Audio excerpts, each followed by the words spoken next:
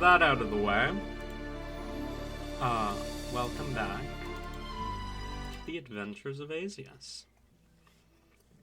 We don't have rain immediately, but we will have rain eventually.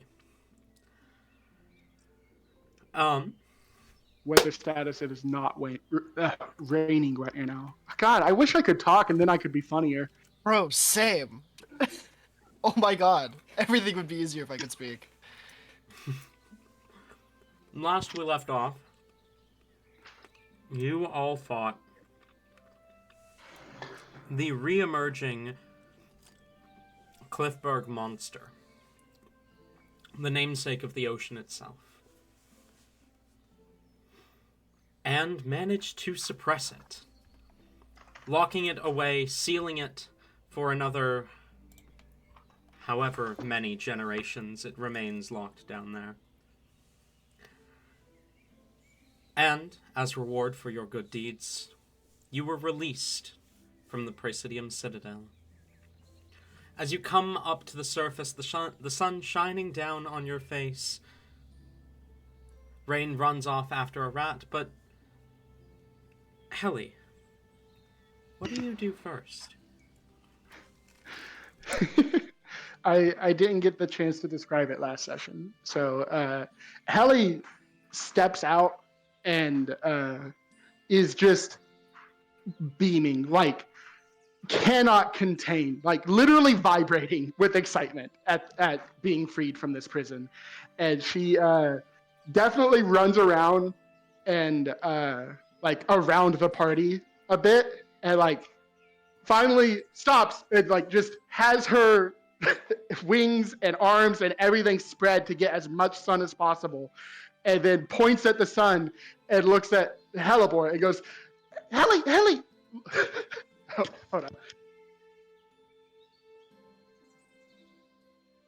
Helly, look, it's like my grandfather up there. Hi, soul.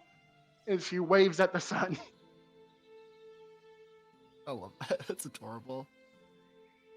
Adorable. The sun waves back and wipes out all life on the earth.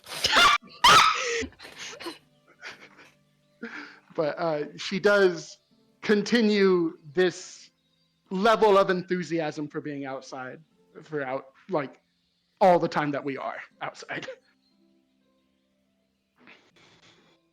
Amazing. Just to add to that, immediately after that happens, Elibor has the opposite reaction of immediate guilt.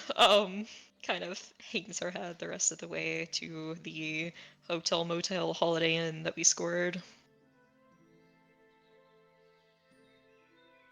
As you make your way there, stepping inside, out of the sun, and gathering in a room, just the five of you, including Hyacinth.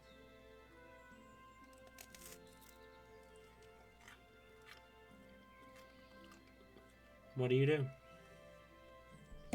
Okay, so Oh, there we go.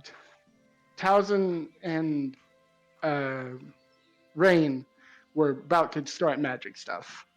That And, was, yeah. So as they're preparing to do that, Helly is noticeably like still looking longingly out the window. And then finally she's like, guys, I'm just... You can come get me when you're done with this. I'm going to go be out in the sun for a bit. And she'll open the window and just fly outside. Okay, don't do anything stupid. Okay, there she goes.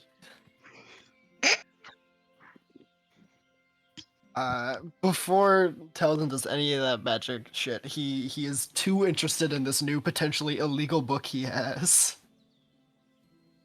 He's like sitting down in a corner and like looking through it real quick. He's examining it. You pick up the book and take a look at it. The first page... No, sorry. The title of the book. The title reads, Lealis's Sanguine Arts. God damn. Hey, this use of magic is illegal. Here's a book on it. I do. This is when I put it in. I forgot to show this, but this is like custom item name for the book. Oh my god!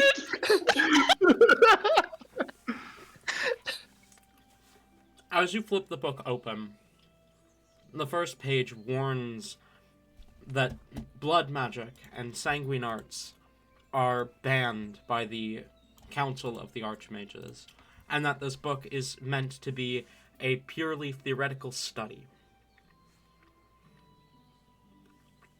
Noted. Disregarding that information entirely as we move on. As you continue to read through it, flipping through the pages and taking in as much information as you can,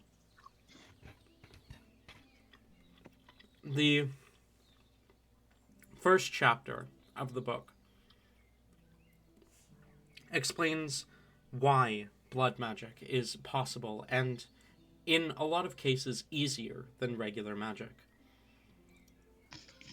Describing that the blood is the strongest concentration of weave within a person's body, and that the only stronger source of magic would be the soul itself. Pulling magic from blood is far easier than trying to pull it directly from your legate, and thus blood magic is born. However, by pulling the magic directly from your blood, it thins your lifespan, it thins your blood, and can lead to many health complications in the future.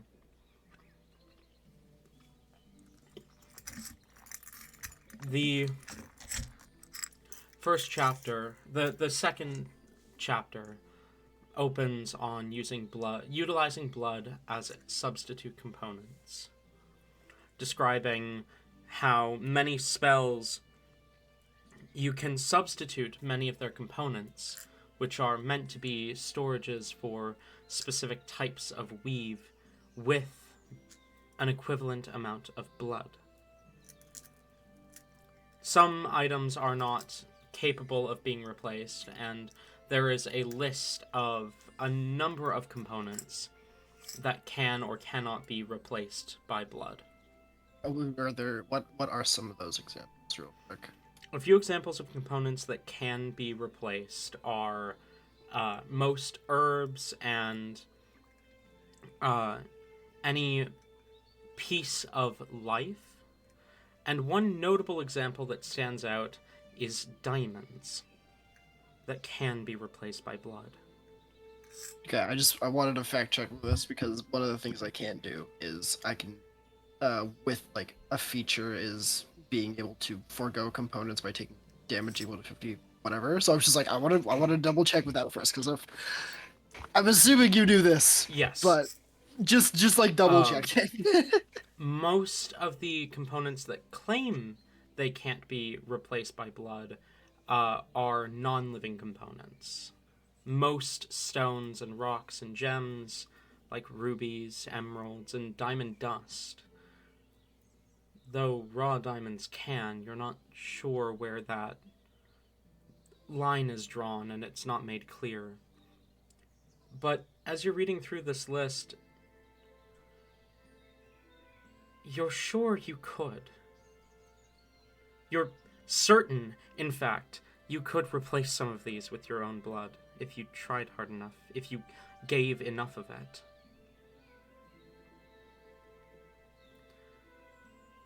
But maybe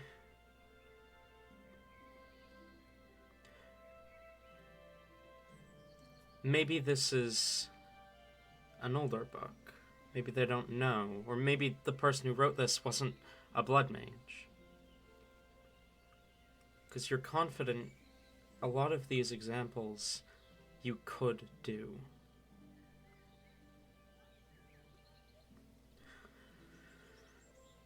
The next page, the next part of the book begins to describe some types of spells that can only be done through blood magic. Summonings, banishings, bindings. Specific versions of these spells that substitute any form of magical knowledge with vast amounts of blood and drawing the sigils in blood.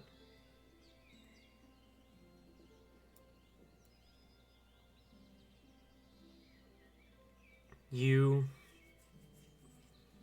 search through reading as much as you can. A lot of it makes sense. A lot of it doesn't. A lot of it talks about limitations that you already know aren't true. They claim that blood magic drains you fast and sometimes, and often leads to being able to cast less magic than most casters, though often more powerful, but you know that's not true. You can cast about the same amount as Rain and Hellebore. So why is this book saying you shouldn't be able to? But for the most part, it seems true. Just a few small things there that says you shouldn't be able to do things that you're either certain or pretty sure you can or could do.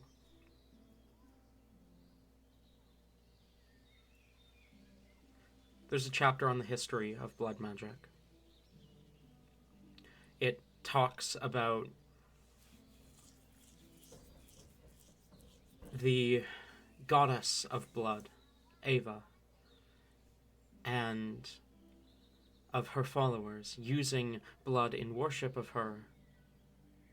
It talks of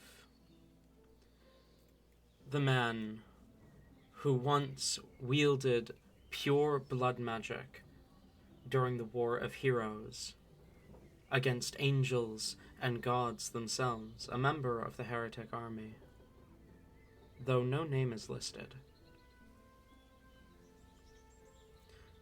It talks about ritual sacrifices and Loth-sworn history's usage of blood.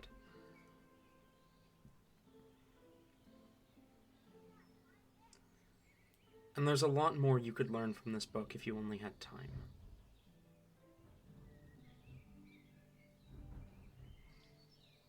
After, he'll do like a quick skim, get the base whatever, and then he'll put it down and head over to start doing magic bullshit with Rain. Rain, are you able to unmute? Are you, like, here? Here. They're here.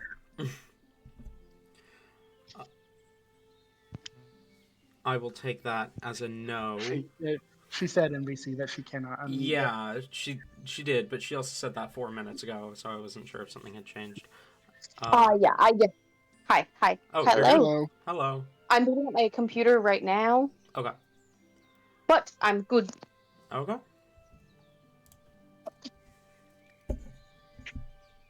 I will not waste another second.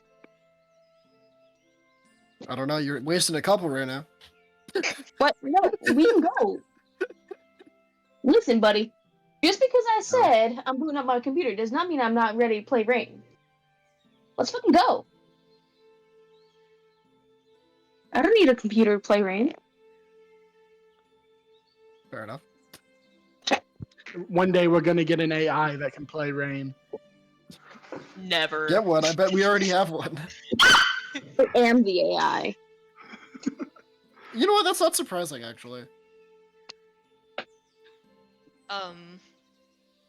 Alright. Well, Hellebore is going through an entire thing right now. Hyacinth, is he in the room with us? Currently, yeah. Okay. Helipor is going to, still looking quite bothered. She has kind of made her way to like one of the beds, is probably sitting on it, just like staring down at her lap. She'll peek up, and speak. Um, Hyacinth, I am incredibly sorry to ask, and I promise I will try to make this as quick as possible. Um, could you step outside for like just a few minutes? Maybe go on a walk or something. I'm really sorry. There's just something that I need to like talk to the others about, and it's very private. I'll go check on Hallie. As he turns Uh, and walks out. all right. Helibor will approach the others, and she looks paranoid as hell. Like she's kind of like looking over her shoulders, like um trying to make sure there's not somehow someone else in the room. And then we'll speak up. Can one of you maybe put the that barrier thing that you know how to do? Does that keep people from being able to hear like what we're doing inside of it? I believe so. It should. Let me double check. Yes, yes, it will. It will. Oh well, okay.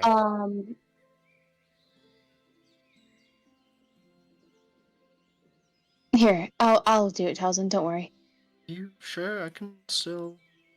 No, yeah, it's probably safer if you do. All right, it takes a few minutes, but Rain Yeah. will throw up the barrier that he recently learned how to do.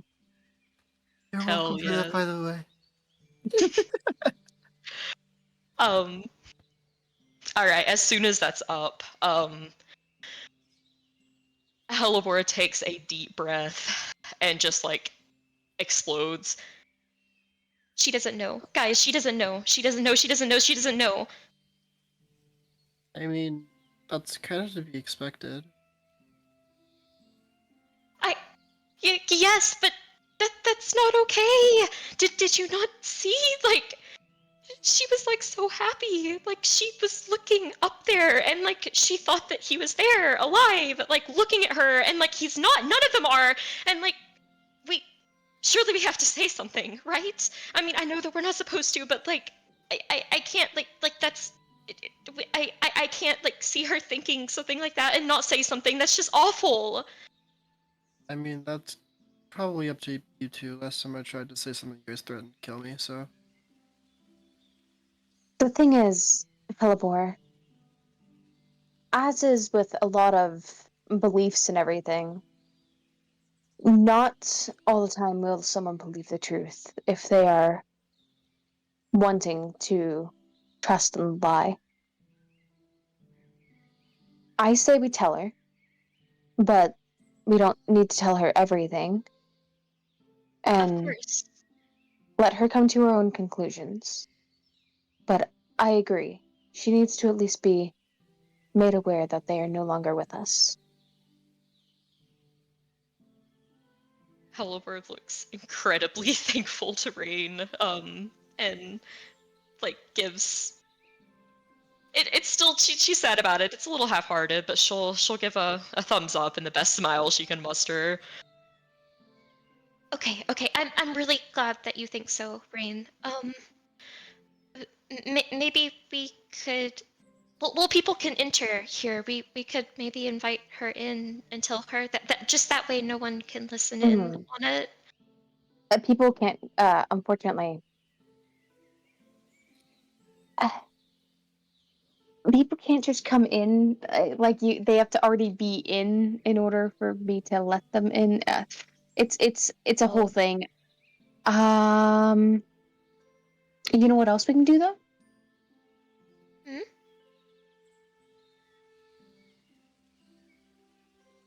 What? Maybe we can Can you ritual cast it? I'm pretty sure you can ritual cast it, right? Yes, that's how you have to cast it. Yeah. I don't know. That's the only way it lets me cast it. You'd have to prepare it to cast it otherwise. Okay. Still, even if you had it prepared, it would still take a minute. So it's Yeah, so usually it's- just better to ritual cast it anyway. Yeah, not Okay. worth Okay, preparing. Yeah. um, we can just let this one down and throw up another one or something, okay? Okay. Um, I feel like we should come up with some sort of plan. We obviously can't say how we know that, but like, I mean, she'll probably want to know how we know that, right? I don't know what we should say. You can't really drop something that like that without expecting to give some semblance of proof.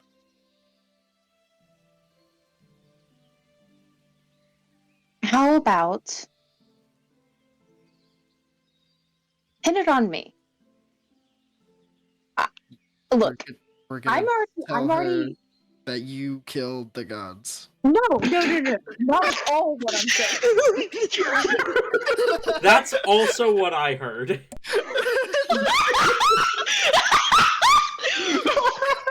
Oh my god!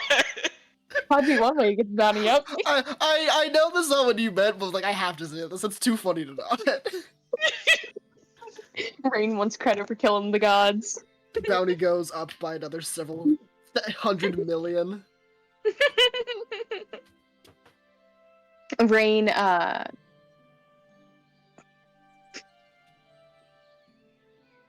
gesturing to Taliesin, Rain will say, "Look, out of the three of us, Taliesin is very mysterious, but I'm not very confident in Taliesin's ability to keep a lie constant. No offense. It's a good trait to have, honestly. Lying's not the best thing to do. Whereas Pelibor, you with a 9 charisma. Pelibor, you should continue to keep at least somewhat trustworthy. And we don't need to say anything more than Rain knows the reasoning and leave it to that. That way, if they have any questions, I can just shut them down constantly for that. It's not perfect, but You are really good at shutting down questions. Rain only looks slightly don't- hurt by that. I don't think that's not really as much as a compliment as you think it is, however.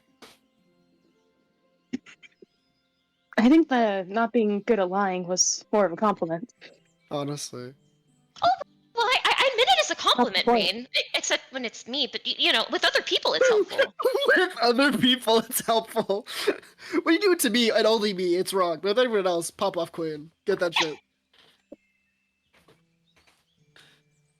It's not a perfect plan, but it will at least ensure that. Oh, one other thing we do need to make sure that they're very well made aware of, though, is that no one can know outside. We don't talk about the skin outside the circle. We keep this conversation kept to the circle and only with this group of people. It happens in Just the tiny because- hut, stays in the tiny hut. Yeah. I was definitely going to say that we, you know, I mean, I did think though. I mean, she has like the angel that she can summon, right? Maybe she doesn't believe. Well, and maybe. I wanted to talk to her anyways. Maybe she could confirm that way. Billy believes us. Do they even know for sure? I don't know. I guess that's a good point. I mean, I assume they did because, you know, but maybe they don't. Well, if they don't, then they need to know too. But like, they like mega need to know. Okay. Yeah, but if they don't, there could be a whole other structure we're getting involved with. I don't really want Angel flack on our backs right now, to be honest. We have enough things happening on the mortal plane, so I don't think we should get more planes involved with us right now.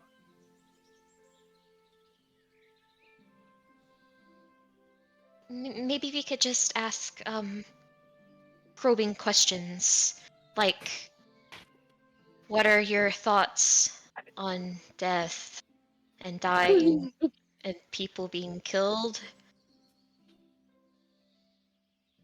So That'll certainly probably over your work. questions.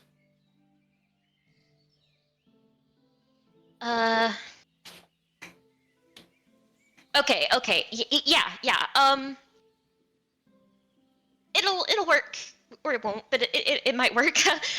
Anyways, we should go. Like she's probably up there like talking to like dead him right now, and that I don't like that.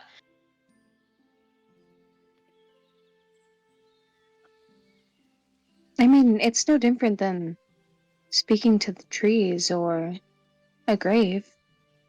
Yeah, it's all kind of the same thing. I mean, I don't think there's anything wrong, of course, with talking. It's more, you know, thinking something's alive when it's not.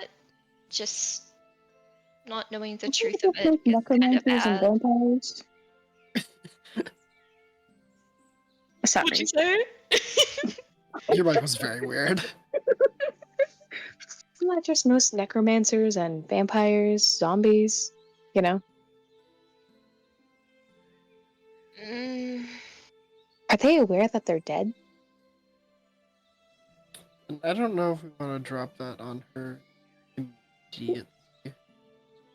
We did Right. kind of just go through a lot of things all at once. Right. Staying on track.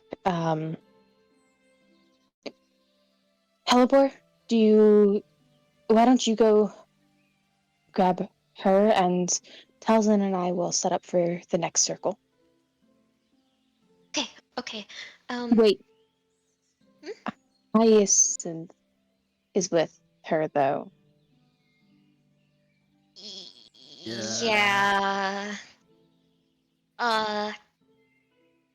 What if we informed Hyacinth of the same?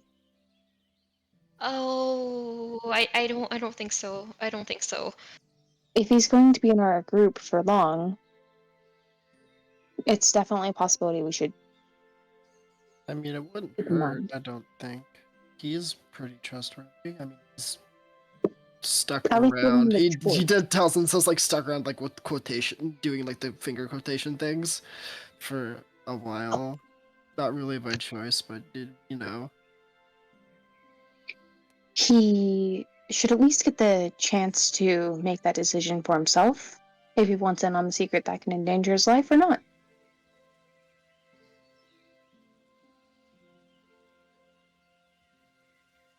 I guess maybe, but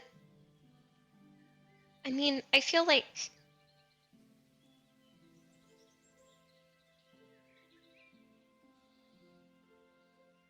I don't know. The only reason that I want to tell Helly is because it's more personal to her, I guess. But I mean, if he goes around and tells other druids that,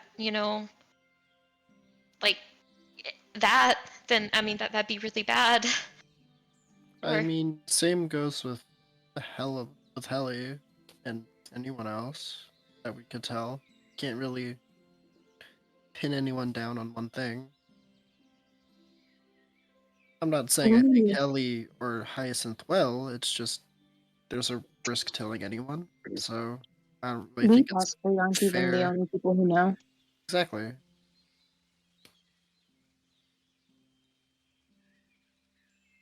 I think giving him the choice to learn is a good idea.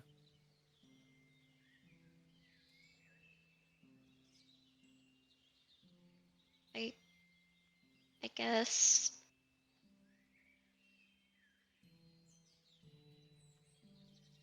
Yeah. Um. Yeah. I guess. Oliver looks so unsure. What is it? Like insight check? And No, you literally, like, she, Are you sure? Helipper is like, man, I trust this devil with my life, but this fucking druid? With this devil I've known for like a week at most. I have everything. You get to know everything. This druid that's been traveling with us for months. Mm, I mean, Haya's only mm, been with us for, like a week or two. We also Lee's forcibly only been, like, kidnapped him. a day or two. Yeah, that too. Alright, But it was she'll, funny. she'll, nod. Okay, I'll go get them then if you guys want to set it out. okay. Okay. Alright. I can do this. Yes. Helper will scuttle away and, start cat climbing up to the top of the roof from outside the window. Meanwhile, Hallie, you leave, kind of fly out the window. Are you going onto the roof? Yeah, that's what I was thinking. She wasn't going to go far. She's Alright. just kind of chilling up there. You make your way up to the roof, and you're out there quietly for a few minutes alone in the sun, listening to the people around you when you hear a sound behind you, and as you turn, you see Hyacinth kind of drop off a large vine that kind of retreats behind him as he approaches. It's nice. Hi. Hello. Yeah, it is. The others wanted to talk about something, so I said I'd come check up on you. Oh, what were they talking about? No idea. They've been together a lot longer than I've been with them. Right. So, probably one of the many, many things they've encountered. How long have you been with them? A week or two. They, accidentally teleported me to the Asunian desert, and I've been with them ever since. That was the first time you met? In the well, they brought you to the desert and you just kept traveling with them? That wasn't the first time we'd met. I had known of Helibor for some time. Her mother was infamous in the groves that I traveled between. Infamous. Yes, she was a well-known archdruid. Helibor is showing a lot of promise as her daughter. I'm sure she'd be proud of her, wherever she is now. Yeah, I'm sure she would be. But I had known of Helibor for a long time, and we met in the Gotska Grove the first time, I believe, up in the Empire.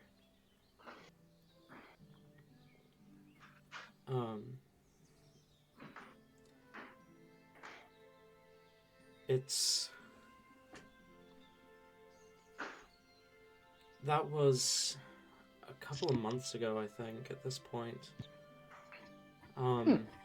We met each other again at a harvest festival in the kingdom.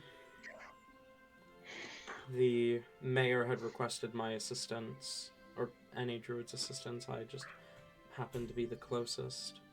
And then it turns out they were coming to the same place, just passing through, but they were in search of a shadow druid who happened to be hiding out there. Ooh. Yeah, shadow druids are bad news. We get a lot of them. I assume. They have very different ideals than the rest of the druidic community. Mm-hmm. Does that necessarily make them evil, though? Well, It depends on how they're different. Like disregard has a lot to do with nature. So if you're gonna, you know, unless they're still keeping with that aspect of it, we get a few that have strayed a bit too far from that. Yeah, absolutely. Becoming a shadow druid is a pipeline for disregarding nature in its entirety, but I don't think that's inherent to their philosophy. They still live in groves, I think. I I don't know really much about anything really about druids. I just know we get more shadow druids than regular druids in hell. Yeah, I suppose that does make sense. You and So, Halibor seem close. Did you know each other before the prison? no, no, we just met. But she's so great, isn't she? She's wonderful. Mm-hmm. I think the best person I've ever met. Mm-hmm.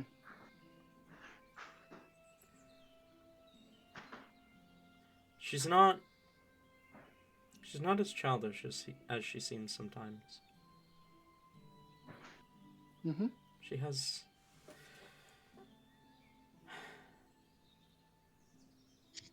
She's wonderful. I'm glad that you like her. Well, anyone would. You'd be silly if you didn't. I'd have And to yeah, disagree. she's. I'd have to disagree. Silly people are the people who'd like her. They're fun. Serious people are That's the ones who wouldn't. that's fair. Stupid people wouldn't like Helipor.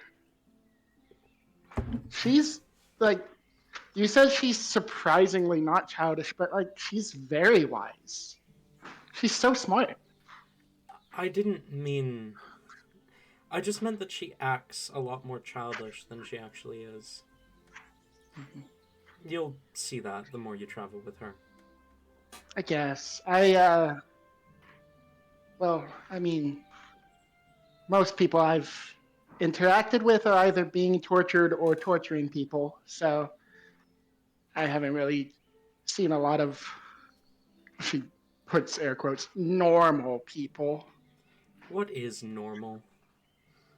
I mean, if you ask one of the people here, they'd probably say that normal is living in a society, being kind to people. But to a druid, normal is living in the woods, being one with nature. What's normal for the spider is a nightmare for the fly. Mm-hmm. Yeah, it's all different for everyone. You said you're from hell. I can't imagine that was a kind place to grow up in. Oh no, I mean, maybe not for others, but for me it was great. Uh, my mom's really take care of me when they can be there, and I have a lot of servants and stuff. And, the other leaders of hell, I can visit them whenever I want. And they generally have me, and yeah, it's just not a lot of people my age or my status. I wouldn't imagine. So, no siblings then? Just you? Cries. Uh, yeah, just me. Uh, there's shockingly not a lot of love and romance in hell. My moms were kind of special that way. Well, it's comforting to know that love can blossom in even the darkest pits. Yeah. Especially like, mother fell in love before and like it got her kicked out of heaven. So she got real lucky this time. Yeah, I mean, you said there weren't a lot of people of your status. Is your mother, like, in charge or something?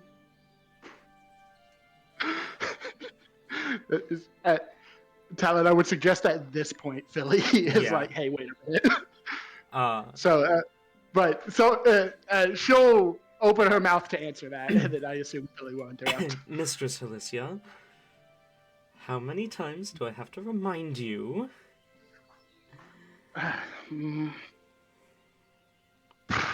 She grumbles and then looks back to Iosynthesis. She's important, but I can't go into detail. Fair enough. I grew up around a lot of secrets as well. Mm-hmm. Yeah, these are a secretive bunch of people. Yeah, I mean, they've been through a lot, though. Mm-hmm. I know Hellebor's dad was with them when I first met them, but he's not anymore. I'm still not entirely sure what happened. I didn't really have it in me to press. They got separated.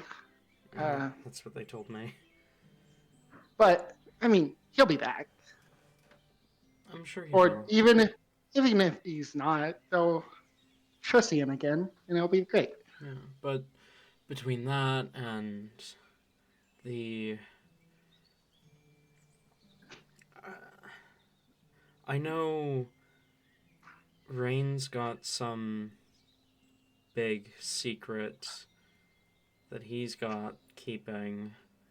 He didn't tell me much of it, and they seemed familiar with some group trying to take out one of the groves in the Asunian desert, and they were hunted by a shadow druid, Hellebor specifically.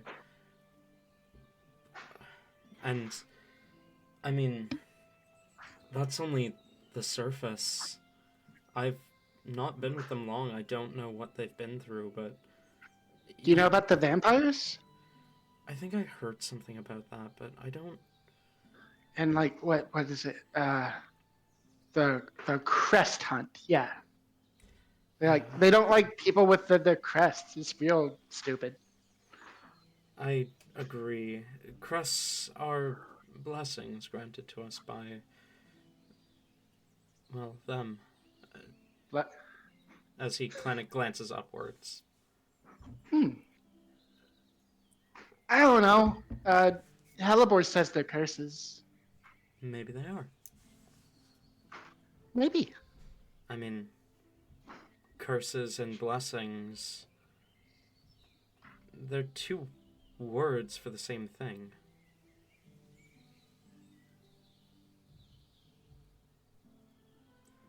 I guess if you squint at them. I have a curse. Flowers grow in my veins. It's a disease of sorts. But when I first heard about it, when I first learned what exactly was happening to me, I was told it was a blessing from the spring goddess. I was told I should be proud of what grows in my veins because it means that I was picked. But it just hurts. So, a blessing and a curse. One and the same. I imagine crests are probably quite similar then.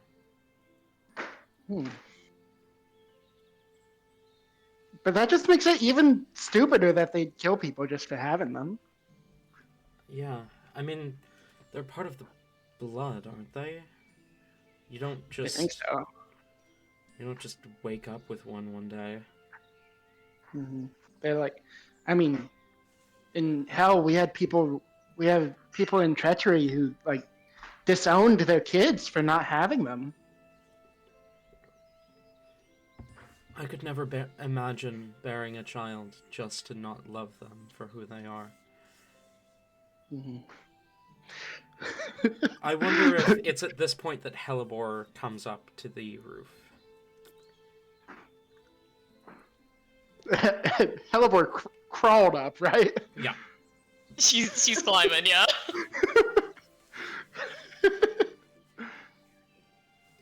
I wonder if there's... Oh, Hellebore, hello. Ellie. Oh, hi. I see you both are enjoying the sun. Okay, yeah. So there's actually we're having a All right, so there's like something super duper major that we need to tell both of you. Helly, like you've like extra really need to know about it. Hyacinth, I talked with the others and uh we think that maybe it would be fortuitous for you to know as well, so that way like you're on the same page and stuff. So if you want to know, you can come with us, but you absolutely cannot tell anyone. Hell, you too. But you cannot tell anyone. It's like a really big deal, and you're also like going to be like in mortal danger if you know this information. You already are by being near us, but like it's extra. Like I'm quite used to secrets, but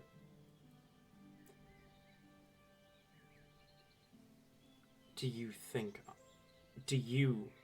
I should know?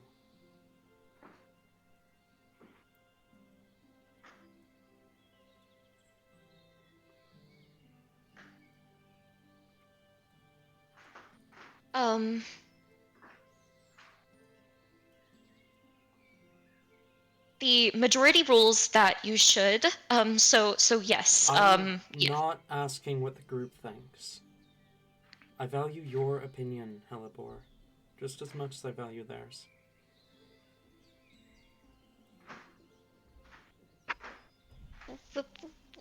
Well, like I kind of feel bad, like if like you're the like person that doesn't know. I mean, I honestly feel kind of bad about that.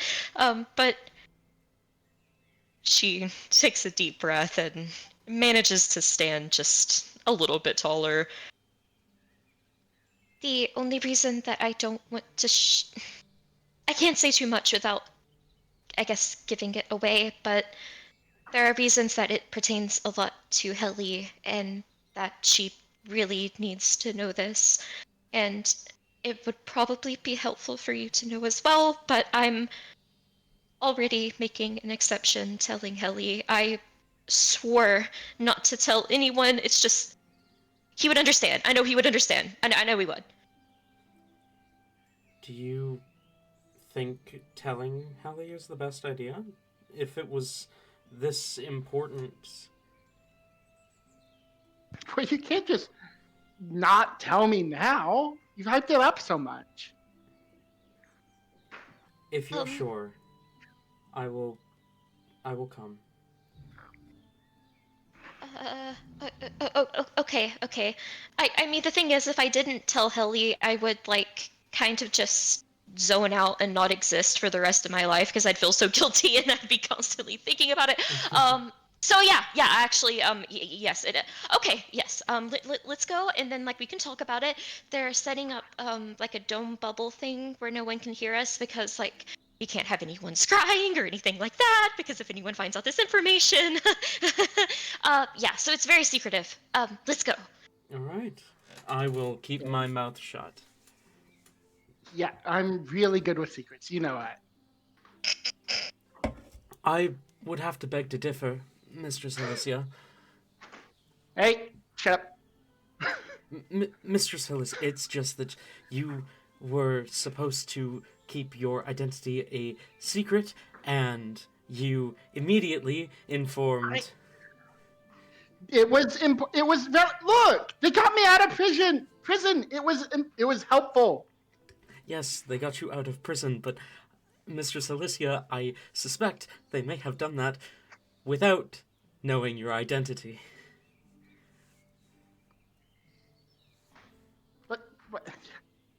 Look, Philly, friends are supposed to trust each other. Yes. We're friends, right? And she looks at Hyacinth and to Halibor. Helly nearly trips off the roof. Helly, my fucking god. Halibor nearly trips off the roof, like she was starting to like climb down, and like she has to turn around like so quickly and like almost break her neck, nodding. Of course. If Helibor trusts you, then so do I. Mistress Alicia, it's not a matter of you not being trustworthy. It's a matter that you are, excuse my language, absolutely horrific with secrets. No, I'm not. I think I would know if I was that. So, Mistress Alicia, I would not be here following you, ensuring that you do not share your secrets under strict orders from your mother if you were not bad with secrets. well, I mean, they, Hey, shut up! She'll walk away. Mistress Philly vanishes.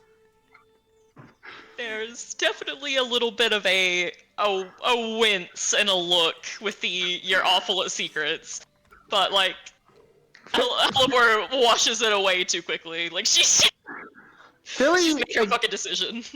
Philly exaggerates. Don't listen to him. I make our way to the room. Hyacinth will follow. Amazing. God. All right, we gather everyone in the circle that's hopefully done.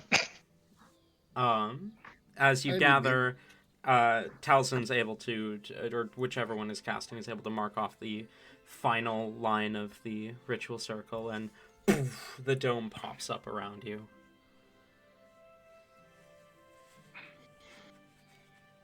We've been All down. right. Oh, lol, idiots, you're in the dome. Fireballs the ground. Kills everyone in the dome.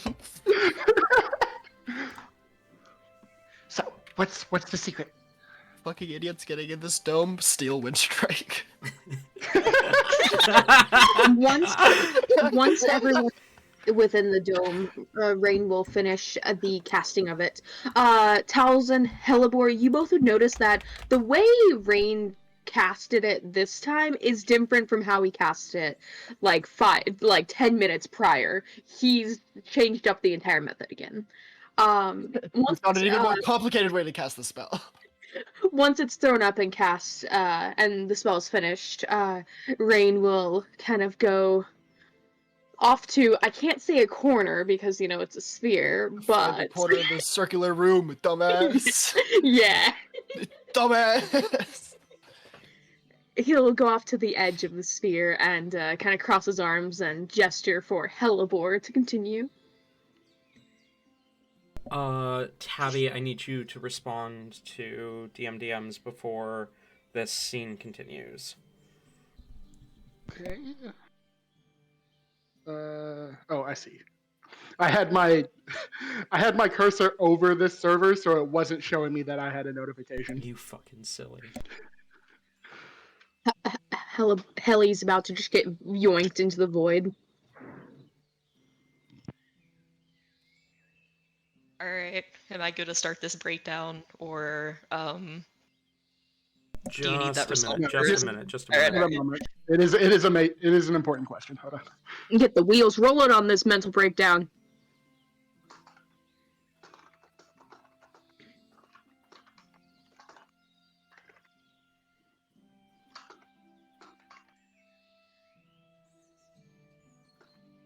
Can we just talk about the blatant favoritism that Hyacinth is showing? Like, shucks. Hyacinth is a druid. A druid favoriting a druid over other people? How fucking dare he? What? How dare! I But don't it's know if I Hellborn. can be in this campaign anymore. with the blatant Hyacinth favoritism. What am I even here for?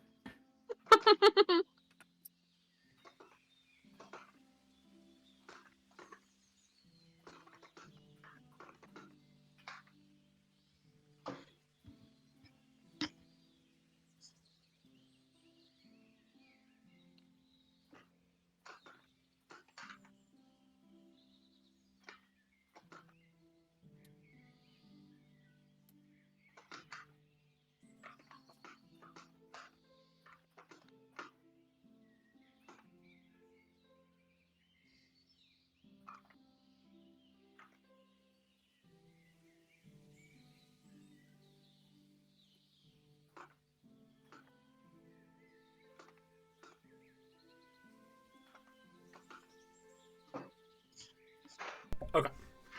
You guys can go on with the scene. Right. Helibor will walk into the middle of the circle and kind of face toward Heli and Hyacinth and stand there for a very awkward amount of time. Just kind of staring down at her feet. She does her classic, like, takes a breath, opens her mouth like she's gonna speak, stops, starts the process over again. And then finally she'll clear her throat and begin. Okay, so I have all of us gathered here today to say the gods are dead. They're all dead. They're all dead. They're all dead. They've been dead for thousands of years. No, they're all dead. Your grandfather's dead, Helly. He's dead. I'm sorry. Crazy! You didn't even give me a chance to have Philly Oh interrupt. my god. Since when did Helivore start taking fucking conversation tips from Towson? What the fuck? That's some Towson. We found your daughter. We think you're a bomb type shit. Like, goddamn. I love that shit though. Hell yes. Helibor is not good at giving him, like, guys, she is the definition of social anxiety. Like, she can't do this. Towson Helibor shaking hands emoji. It's socially anxious beyond towards breakdown. I would say Helly is shocked, but like kind of chuckles. What do you mean? Mistress Helicia, this is the ramblings of a madman. Don't listen to them. No, it's true. No, it is not. Philly It gives is. a pointed look directly at you. And I'm here Whoever told you this was lying. and we have proof. Whoever told you this is lying. End Towson of looks back to discussion. the other. Towson looks back to the other two. Like, I'm not gonna be the one to do this. End of discussion. Mistress Helicia, the gods are very much alive. Yeah, I Your mean, mothers would have told you if they were dead. yeah, Philly's got a point. I would know. I want an insight check. Roll insight.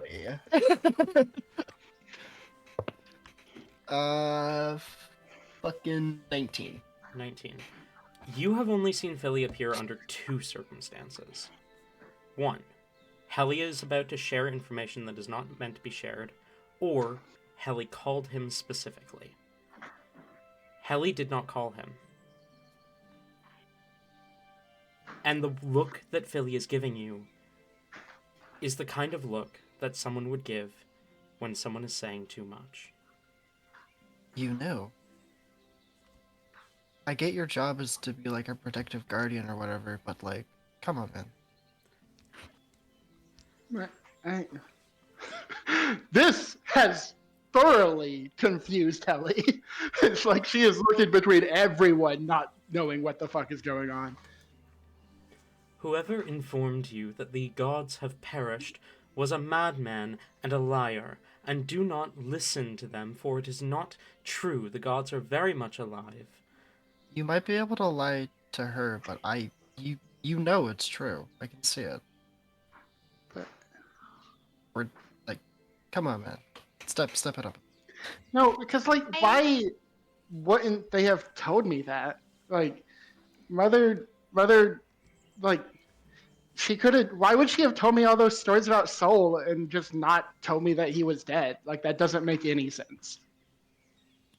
Townsend again, Like a looking to the really other big, two. like, cover up thing. Like, people aren't supposed to know. I just told you because you deserve to know.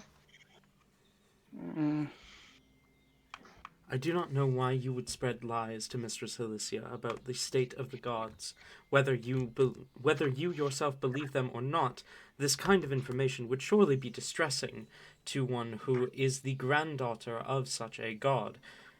These lies are just that, lies, and are not true, but even if they were, you would have no reason to share such insolent information with Mistress Alicia. But again, Yeah, I stress again that these are lies. I know that honesty isn't like a thing that's really in hell, so like I forgive you for thinking that. But I love um that. I love that. really Eat like that shit. honesty and stuff, and I think that's a good virtue to have, so that's why I told her, because she deserves to know. Talon, Mm-hmm. I have two questions. First of Okay. all, was it a long enough time that I could have had a short rest on the roof? I imagine not. The No. conversations were kind of short. Short rest is like an hour. That follows to my second question. When we leveled up, do I get my spell slots back, or am I still expended? Unless you gained a new spell slot, you would not, no. Well, technically I lost 2 4th level spell slots and gained 2 5th level spell slots. That so does not count. That does not I mean, I am not counting that. God damn it. okay. Well then, Helly will just be like, I mean, I could. Dee Dee would know, right? I could just summon her and she can clear this up. Think that she would know. I'm not entirely sure like who does and doesn't. But yeah, I mean you could ask and stuff. Apparently, We do have soul crystals. we do have soulbound crystals, but they would, if mechanically I wouldn't be able to summon Dee Dee with one of them because it's 2 levels lower than what I could do, right? Mm-hmm. True. But I mean, Helly doesn't know that, so Okay. I used one to summon her before. So, with that in mind, Helly will say, Philly, give me one of the soulbound crystals. Mistress Alicia, perhaps you should rest first. I give Helly one of mine. You had it right, and then you had it wrong, and then you had it right. Listen. You cannot blame me. Names are hard for me in general, and we have 2 people with basically the exact same name. I would take it from Towson, and I mean, Talon, it's up to you what happens. I attempt to do what I did just like a few minutes ago. Roll a Constitution saving throw. Okay. Oh, I need dice. Dice would be helpful. That's typically a good thing to have while It's playing like Dungeons and there's like this Dragons. thing. Yeah, Dungeons and Dragons. The D Dungeons in and D&D fucking- stands for dice. Dungeons and Dorks. I fucking got him. Holy shit. Goddamn. Can't believe you would get me like that.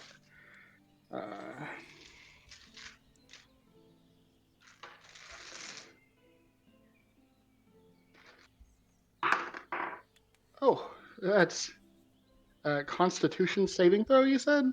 Mm-hmm. That's a 7.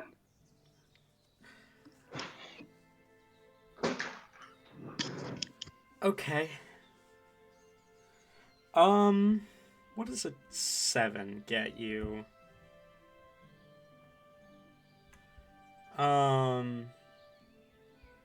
That's a good question. Okay. You're just casting through the crystal, right? Mm-hmm. Okay. So technically, I can only cast a third level spell with it, but DD is a 5th level creature. You pull the soul energy into yourself to try and channel it through yourself to summon Dee.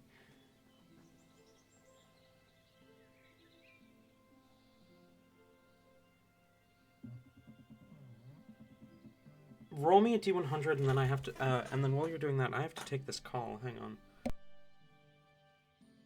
See, I would think I might just be able to summon a random 3rd level creature, but we've established I have to say their name to summon them. It wouldn't make sense if I said Dee Dee's name and then something else came out. 60. ED's nuts came Oh my god, you're so funny! Holy shit!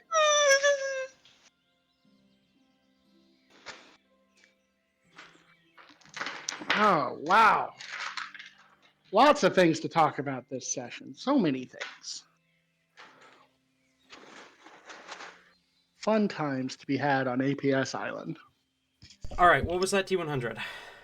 63. 63. Alrighty. I got to pull out my favorite table again. You attempt to release the magic to summon Dee, but you're trying to pull at something far stronger than the crystal can.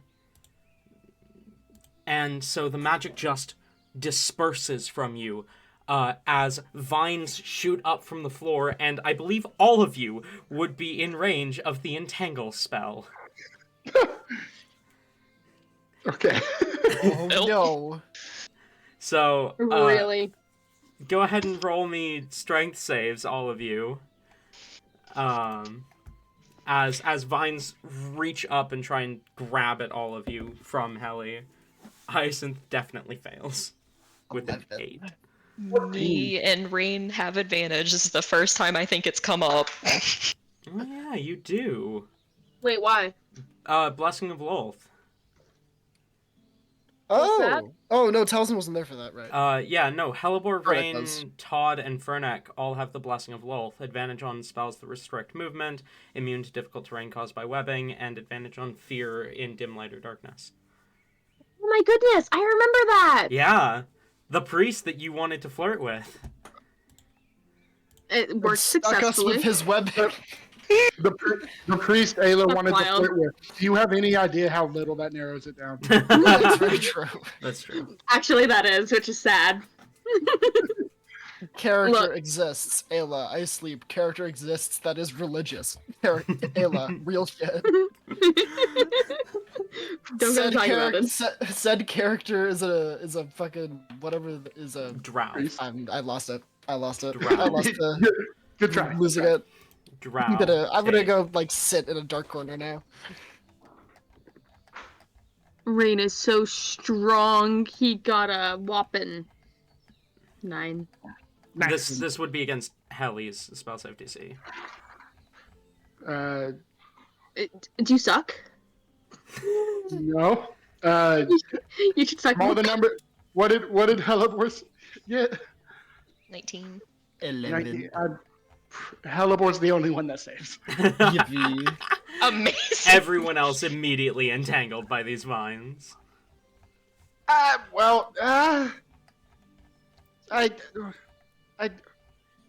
didn't. I don't know how that happened. Is this crystal also expended? Yes, the crystal is expended. I'll drop it. You maybe shouldn't use that. Like, those are very unpredictable. We probably shouldn't use them unless we have to. Yeah. Hellebore will that's go around to everyone and try to get them out of these vines. Okay, then. Well, I needed one to summon deity, so. But maybe just being out, my magic will charge faster. So just. Maybe tomorrow we can summon deity and see about this. Yes. I'm sure you that's- just need a rest. Yes, tomorrow. tomorrow you should summon Dee Dee and ask her about it. It doesn't like glares a bit. Just like this son of a bitch. I have a question. Dee Dee's about to have her life fucking threatened. Like, you. If it's true, if the gods are dead, how do major crests happen? Is this Hyacinth? Yeah. I meant to ask, how does it look like he's reacting to this in general? He seems very deep in thought. He definitely seems surprised when you first said it, but as the conversation's gone on, he's just kind of been standing quietly thinking.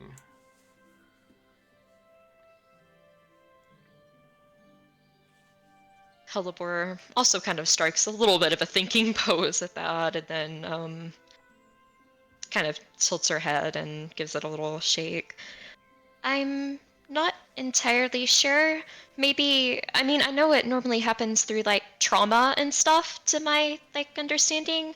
So, I mean, since it's already a curse, maybe it just responds to that and it's like, wow, this is bad, so I'm gonna be badder. I suppose that checks out.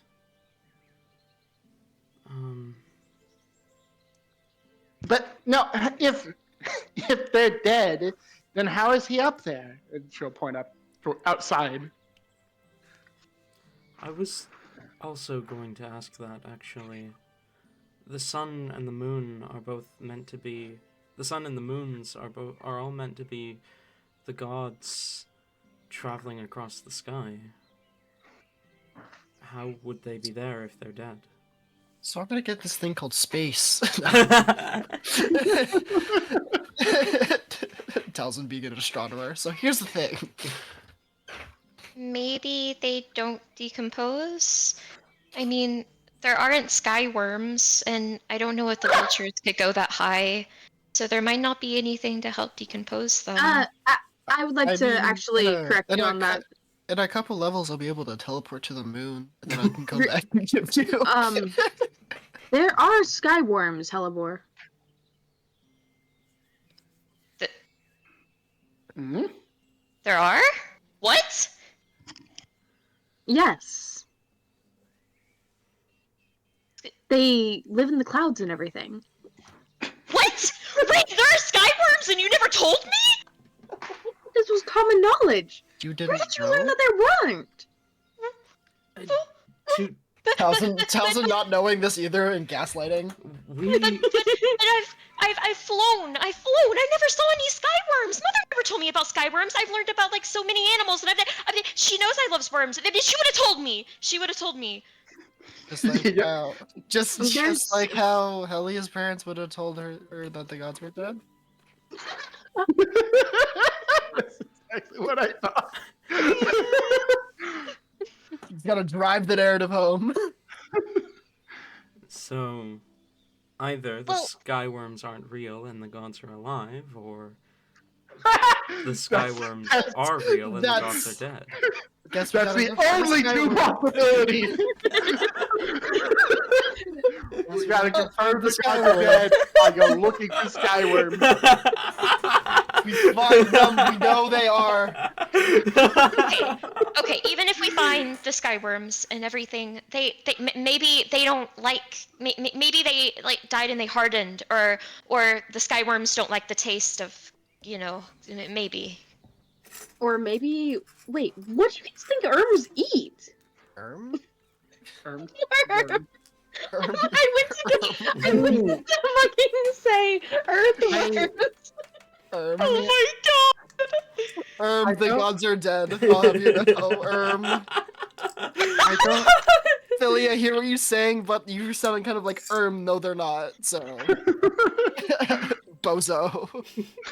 But Sorry. I don't know a lot about worms, but do they eat fire? Oh, that's a different type of worm. Skyworms typically feast upon thought. I'm gonna start an inciting check. I want to see. I'm gonna incite. Fucking Rain. See how much of this is Shall I roll persuasion? Or deception, whichever is accurate. All right.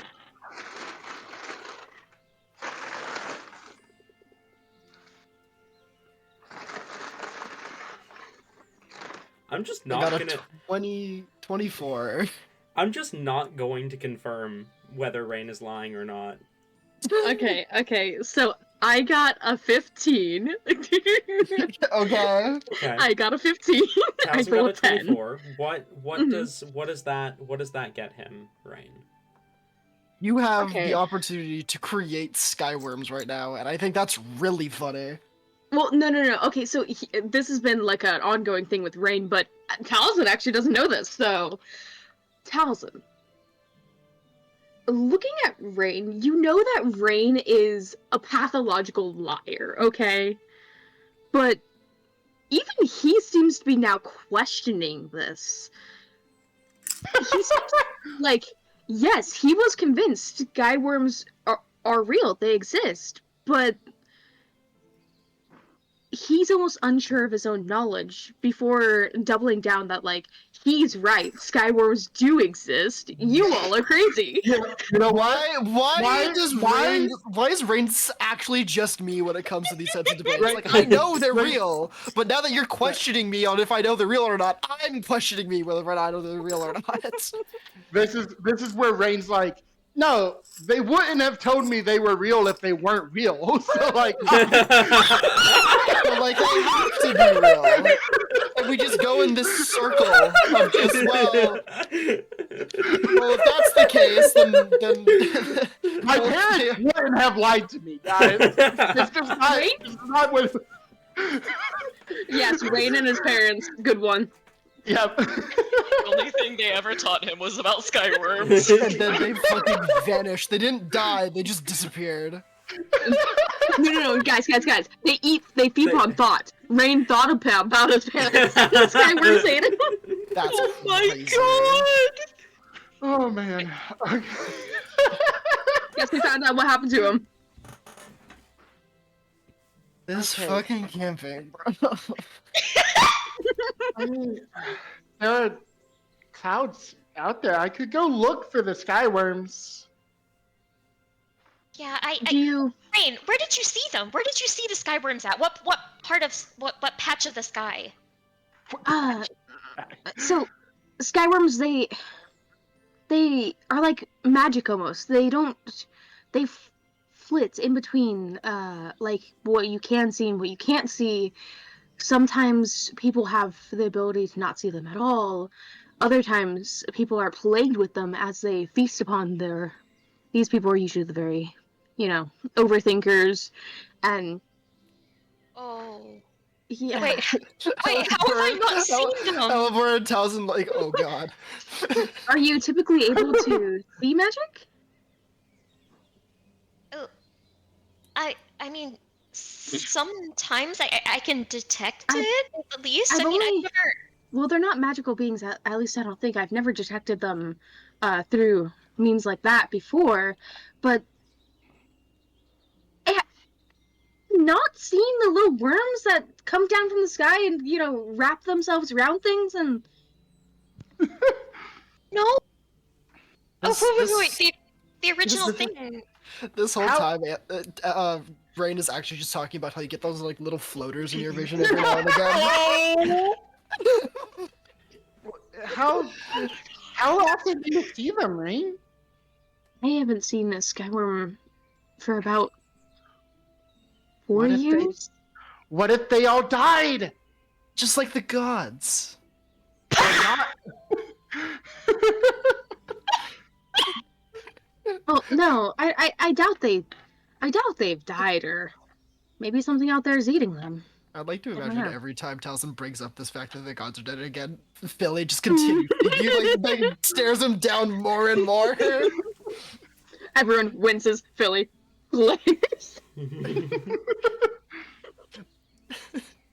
Heliport is whipping out her book, grabbing her pen, and like shoving a page at Rain. You have to draw what it looks like. Okay. Rain is going to open up his own book and he will use he'll sketch it out and then he'll use some of the colors and color it in. This probably takes a worm. and it's like think like a okay. It's a worm-like creature, but it's also got like little, not feathery things, but like side piece. What? Think Chinese dragonos.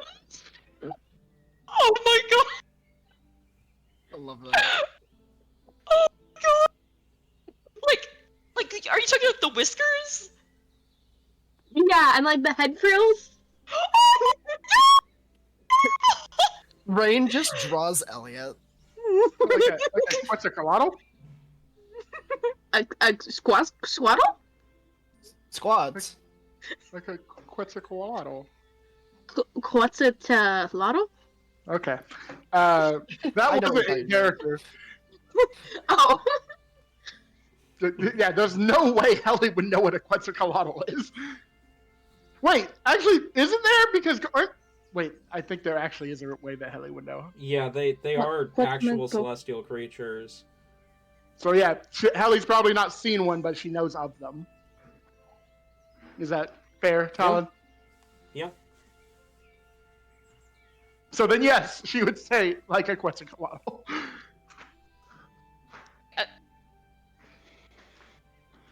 When you say Quetzalcoatl, are you talking about the big bird? Or are you talking about the No, there's small flying snake? the small flying snake. Okay. I don't think there's a Quetzal in its isn't it just like a coatl? It might be a koala, sure. I have attempted to spell that, and it did not turn out well. It's Yeah, COUATL. Tori's Yeah. absolutely right. Is just a koala. Yeah.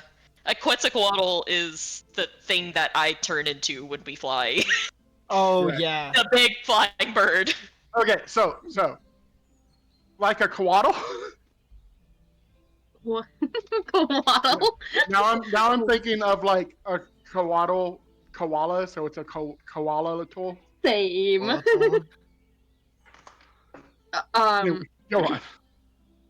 But yes, Rain illustrates a few of these sky worms, and will present over the book back to Helibor. Each sky worm is a different color. You've got like a blue one, you've got a green one, and a gold one. Ooh, they come in all different colors? I mean, Rainy, if these are koalas, they wouldn't eat the gods because they're like angels. They revere them. I don't think these are koalas. Wait, what's a coatl? They're like a flying snake. They're celestial. Mother Helibora told me about nearly them. breaks her arm pointing at Hyacinth. Oh, that's what you were talking about. There's the elephants, and then there's like the snakes, and then there's the people.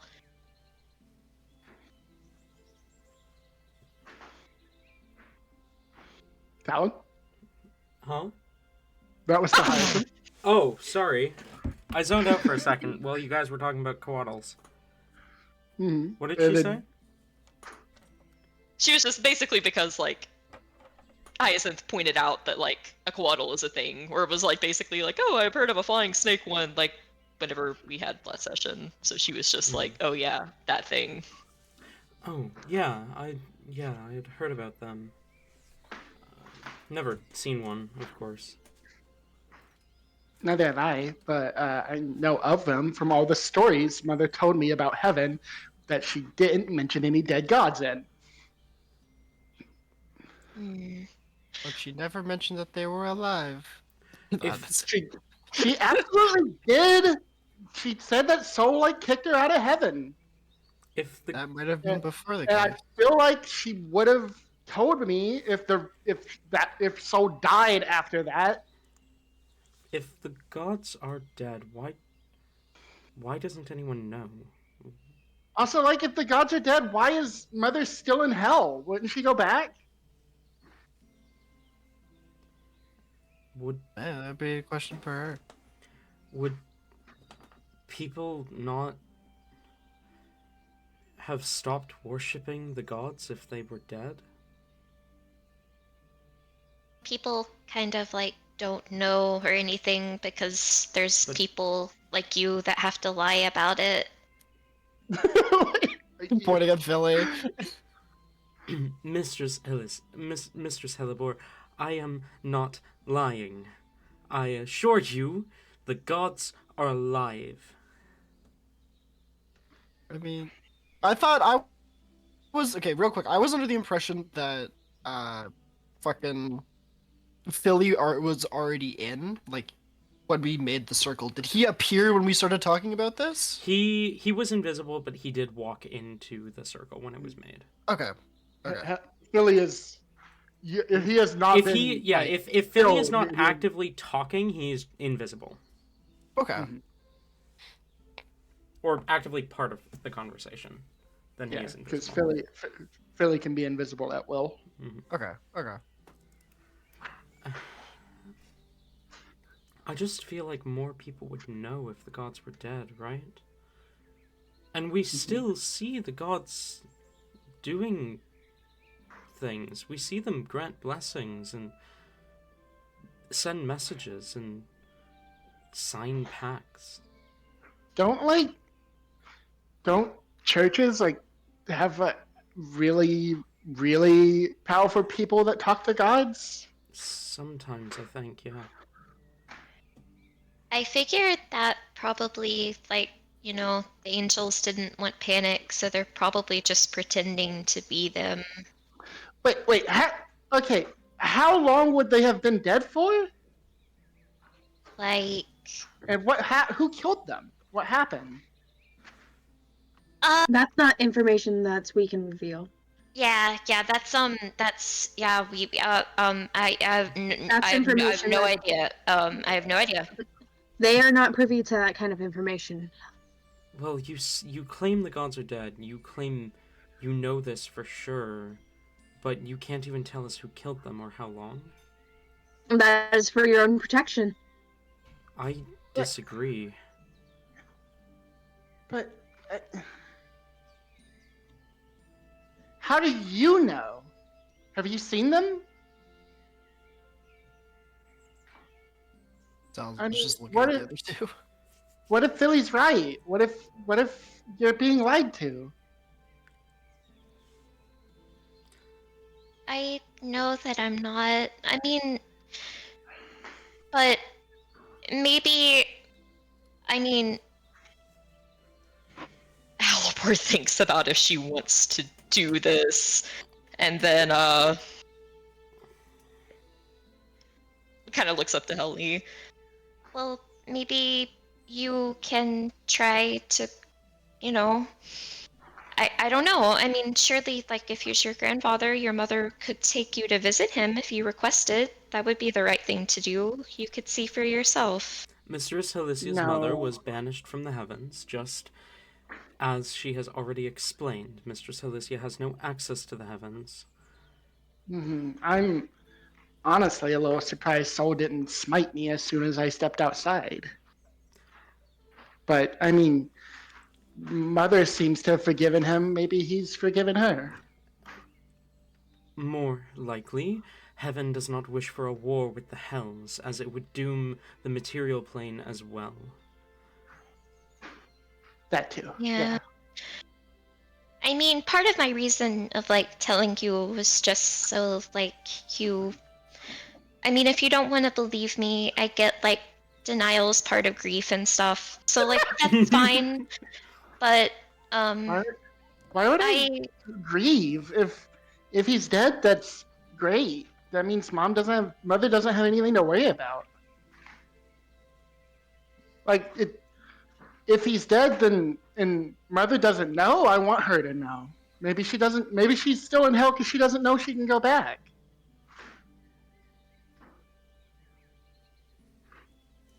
Helibor's mind can't process like everything that was just said, but she just kind of nods.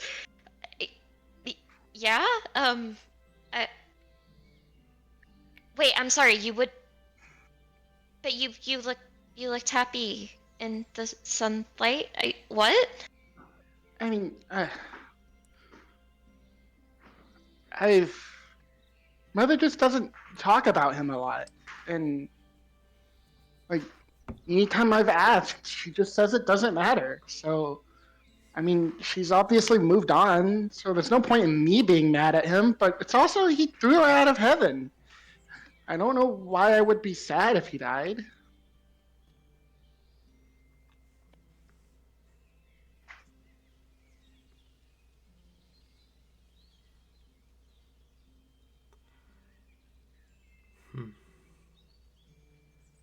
Helibor is giving Heli the look that she gave the other people when they were like. She just kind of stares, like she can't compute. But nods. Yeah. Okay. Well, either way, there's no way for us to really prove it. I know it for a fact because I can't reveal how, but I have a flawless source of information that is the very definition of truth and holiness. So I know that, but that's fine if you don't believe me. It's okay. I just thought you should know. Hallie. Hallie's actually gonna step forward and like hug Helibor and just say, "Of course I believe you.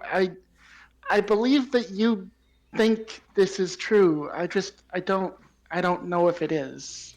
It is not Mistress Helicia. I suspect that she may be blindly trusting the words of a madman or a con man. I would suggest not saying madman, because if you keep doing that, I think hell might actually tear you. There are no pieces that I can be torn to from which I will not return at Mistress Helicia's I'm not beck saying and you call. won't. I'm not saying you won't return. I'm just saying that is an Okay, action that that is enough. Leave us if you want or not, Heli. Hyacinth. We've told you our piece. Now we leave it alone. Until tomorrow. If your thing that you want to do tomorrow even works. Well, it should. Sure, I'm sure it will. It might, but even they might not have the proper answers you want. Well, Dee Dee True. doesn't lie about anything, so if she's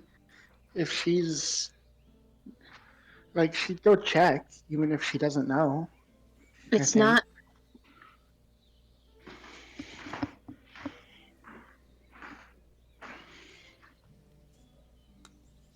Either way, even if she doesn't want to tell us, because of, maybe fear for her safety or, threats, She looks in Philly's direction. then, that's okay. I still have questions in general that I hope she'll answer. Oh yeah, you got to see her like kill some people, but she's actually really nice. Yeah. Sure. You can kill people and be nice. That's crazy. Fool, I guess. Still. All right. This was a lot. Yeah, you can say that again. My whole world was rocked by even the idea that that might be true. Again, I feel like before we exit the bubble, I do need to stress again, Heli, Hyacinth, please don't tell anyone My any lips are of sealed. this. Okay, okay, they need to be sealed and then chained and then locked and then glued and then boarded, and then like every like protection offered to anything ever, that needs to be your lips. Hellebore. Always. Hellebore, I grew up around secrets. Mm-hmm. Hallie is now just mindlessly agreeing as she is lost in thought. Okay. Well,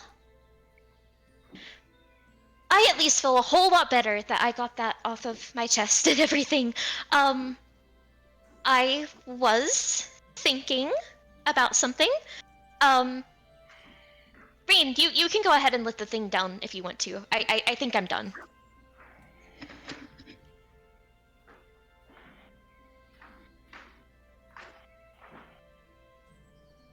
Ayla? I was totally distracted, but I'm listening. Sorry, like I didn't register that like Rain was me. Damn. Wow, this Rain guy's taking a while to respond, isn't he? Yeah, Rain is a little preoccupied doodling in his book. Sorry, guys. Call again later. Actually, that's a good point. How big is this room? We'd assume it's at least enough to keep a tiny dome. Yeah, it's a little bit bigger than the tiny hut. Okay. Rain It's will bleeding. We just locked someone else out of part of their room because it bled through the walls. Oh my god! Real. No, they were inside the wall. They were just inside hear of it. the whole conversation. They're over there. They're like on the other side of the wall having a mental fucking breakdown, trying not to breathe in case these people on the other side hear them and just blast them smithereens. Can I be my next D&D character, Talon? Someone that's on the other side of the wall and accidentally hears party. Maybe. There you go. We'll talk All right, about it. Yeah, we'll do that whenever Rain dies in a billion Alright. seconds. Well, no, Rain's already dead. Oh yeah, that's a good point. Yeah, true. Get the fuck out of here. Oh, okay. We've just been waiting for an opportunity to have a different character show up. Oh, okay. Oh no! Did you guys What not is expect going this when you told her to get the fuck out of here? That was exactly what I expected. That's what I was hoping on. Fuck that bit. No, I'm kidding. No. I'm kidding. I'm kidding. Well, fuck you too, Tate!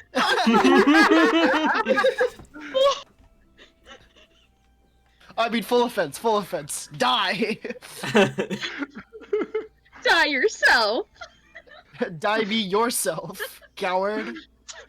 Die me as well! So Rain drops the bubble. No, Rain will kind of gesture out and just be like, you guys are allowed in and out whenever. Rain doesn't want to waste the magic. Rain's going to We made this hut. We're getting it for 8 freaking hours, okay? We built this hut. Oh my god! We built this hut in the middle of a tavern. Can you imagine like just building a tiny hut like on your table in a tavern like in Start making taverns with like a corner. It's like if you want to make a tiny hut for private conversations, you make it here. We have 3 slots. they have like a wizard that's like blind and deaf so that they can't hear your secrets and they're just dedicated to making a tiny hut for your own private room. Anyway, Hellebore, go on. Oliver will speak up. And when the dome doesn't immediately go down, she just kind of shrugs. Actually, yeah, that might be decent to keep that up, just, so we're not being loud or, like, being, loud with magic or anything like that. But, okay. I thought Rain's going to scream. We did just, like, make a huge accomplishment, and we got out of prison, and that's like really, really good. And we do need to plan about, you know, the keys and everything. But I thought, what if we just like, you know, maybe like relax for the rest of the day or something? I was thinking, Helly, I know that you said that you've never swum in the ocean before. Maybe we could go like swimming. Well, all of us could. We could have like, you know, a beach day or something for the rest of the day. And we could go eat, and it would be like a whole thing. Talzin and I do have some things we need to work out and discuss. And when you two get back from that, I need to talk to about something Hellebore. But you two go have fun first. Wait. Before you go have fun, Talzin, is this going to be like the type of conversation that brings the mood down for Hellebore, makes her cry herself to sleep, or is this a good conversation? No. I just wanna. Yeah, no. I'm gonna purposefully tarnish Hellebore's, but no. I just have a couple questions about the thing. I just wanted to make sure so that if something like that did have to happen, Helly could play the cheer up. Something that had to happen. If you have to hurt her feelings, do it now. That way she can spend time with Helly afterwards and cheer up. No, it's just like it's just personal. Not personal. It's just questions about a couple of things. It can wait though. I see. Don't say it like that. It's cryptic and weird. You're cryptic and weird. Mm. Yeah, that's like the whole thing of my character is based around. Did you not get this? Character? Why? What are you fucking playing, game? Are you not? Here, let me pull up your character sheet. Fucking grabs at Ray's chest, pulls out a character sheet, like here's your stats. Motherfucker. That's private information. Don't See look at that. Those points at your constitution. This is why your health is so low. This is why you die so easy. You should bump this up a couple levels with your next level up. Constitution? Honey, we need to work on the strength. No. The con at least has a +0 modifier. The strength is -1. So his Sorry. constitution isn't great. How's his Bill of Rights? Oh my fucking god.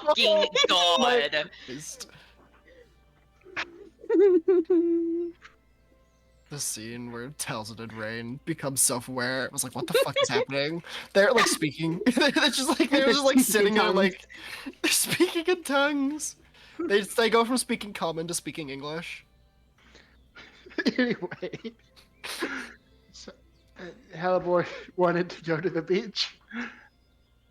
Yes. If Talzin and Rain don't want to go, then she will invite anyone else who would like to. AKA Helly. And Hyacinth. Fuck you, Hyacinth, actually. AKA Helly. Hyacinth, die. If Hyacinth wants to, she will invite him. I actually wanted to go and check out the gardens they had here, see if I could assist them with anything. Oh. Yeah, people do like work and have jobs here. Okay, I'll just go be unemployed at the beach. Oh, I hope you have fun with that. I'll meet you back here by nightfall. Of course. Mm-hmm. All right. I imagine Hellebore leads Helly out of the room then, because Helly is still kind of lost in thought. Yes. Party split once again. Let's go. To be fair, this is like a filler episode. Not quite filler, but like downtime. That's the Downtime. word. That's the Yeah, word. that's the word.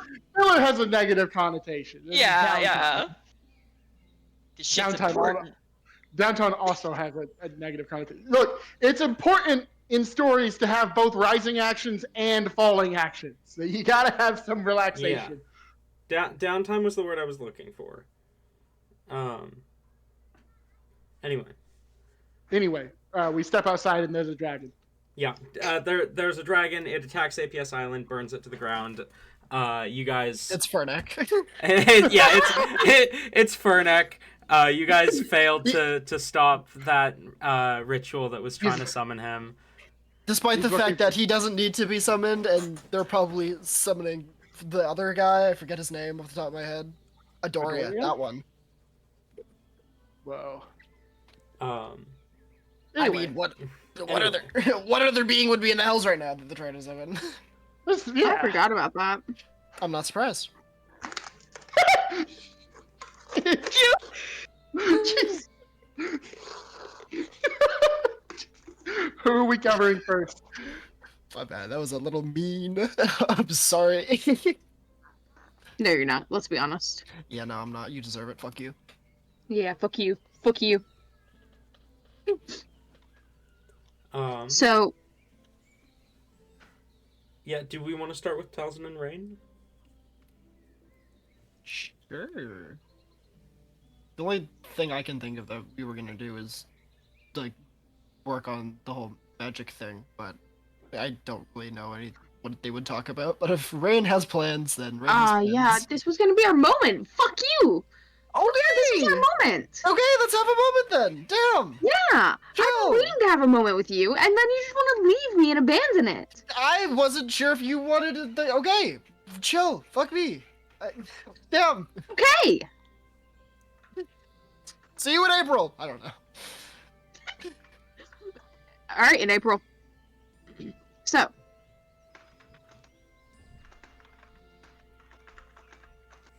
So. Give me a moment. Okay. Let me pull up the list. Yeah, we're list. Here we are. When they are left completely alone, with just remaining inside the circle, they're the only two.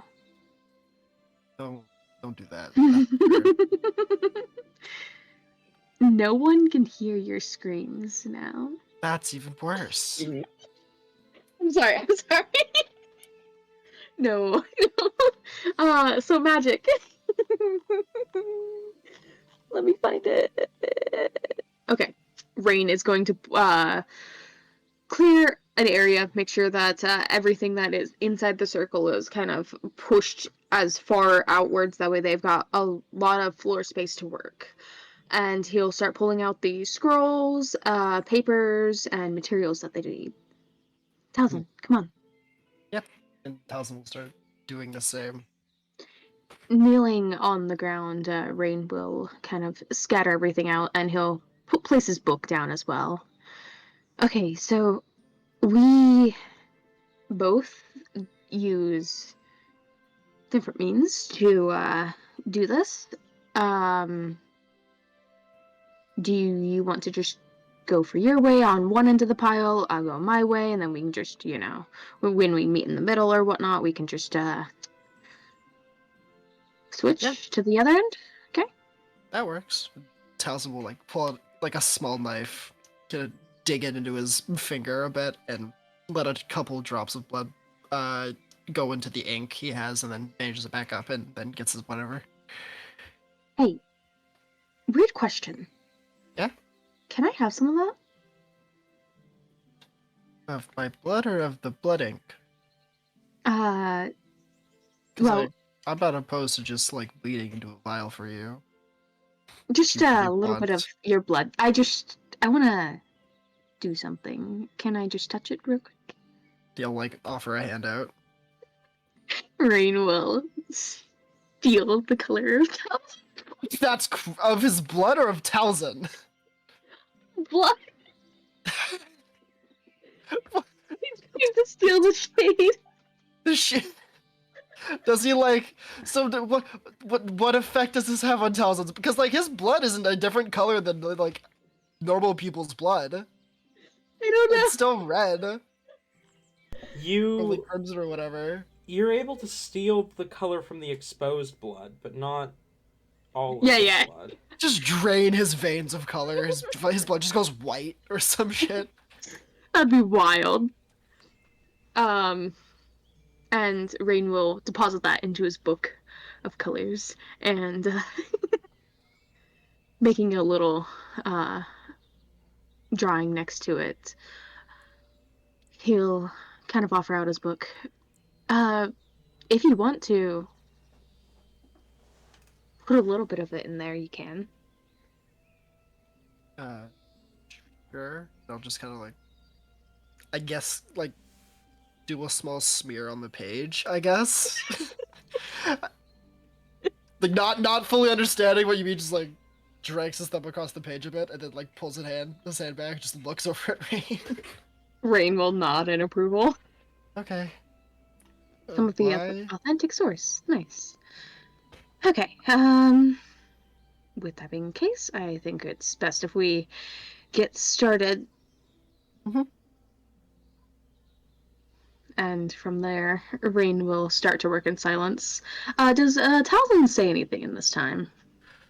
Taliesin will probably, well, going off the scrolls, no, but then once we get closer to like copying from each other's books and such, he would ask like a couple basic questions, but nothing like overly Okay, we don't even get that far yet. Okay, Rain is like 3 minutes into the silence talking.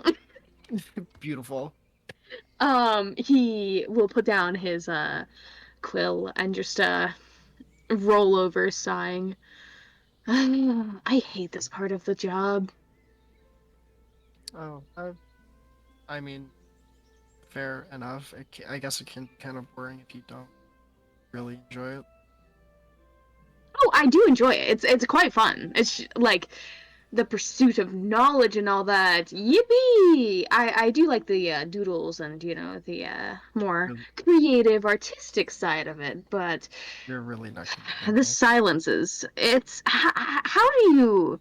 I'm surprised you didn't break first. Honestly, like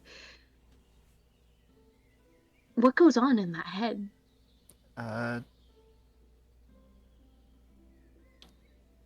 I'm not entirely sure what you mean. Oh, that's not gonna work. Okay. Put down your stuff. Put down your stuff. We're working through this. Okay. Taliesin like Taliesin puts his stuff down, just kind of sits there with his hands on his knees. Rain will mirror the pose, and he will after a couple seconds of just staring at Talzin. Does Talzin say anything? No, Taliesin is waiting for directions. Okay, then Rain's going to grab his book and just start writing down a couple of notes. So, Talzin, tell me, what's the first thing you think of when I say the word pumpkin? Like the gourd, I guess. Just like a field of them, or like something like that, I guess. Have you ever seen a pumpkin before? Yeah. Ooh. What's your opinion on pumpkins? They're certainly orange. Are they though? I mean, they're not always orange. Is that the pumpkins that you saw though? Were they fully harvestable and, ripe for the taking? I mean, we really only ever saw glimpses walking around, so I haven't really gone to see pumpkins. I just know they exist. Did you know pumpkins are actually a fruit though? What do you think of that? I'm indifferent. Do you like fruits?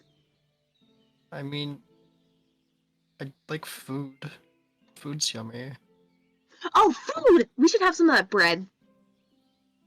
Oh, right. Now someone like pull out his box, pull like the two slices of bread it perceives and hand one to her in. Thanks.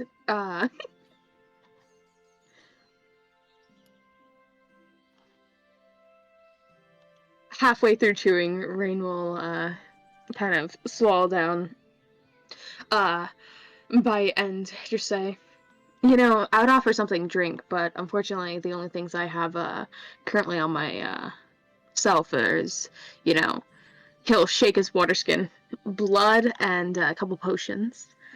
Sure, that's not the best to drink, unless of course you're a vampire or something. Can probably get something later. if we really want. It's not like we don't have options here right now. True. How do you think the bread's created? Is it just like taken straight from the oven? Like, I mean, it's pretty good bread. Like, I could eat this bread a lot. That's probably not the healthiest thing to do, but I'm not too sure. I would need to do some research on it, I suppose. Might be for the best. Do you have favorite food, Talzin? I I like haven't really cupcakes. had the opportunity to sit down and critique food, so now, so What? long as it's edible. Okay. Look, I know you've had a very sad life and everything, but Yikes! Yikes! Come on. I know you've had a very sad life and everything, but surely you've got some appreciation for food. I mean, you've been out with us eating every once in a while. Why don't you take a moment and just, I don't know, describe the bread to me?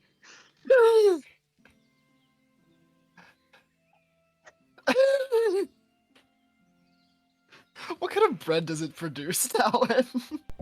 If I remember correctly, it had Is it like a sourdough? Is it a peasant loaf?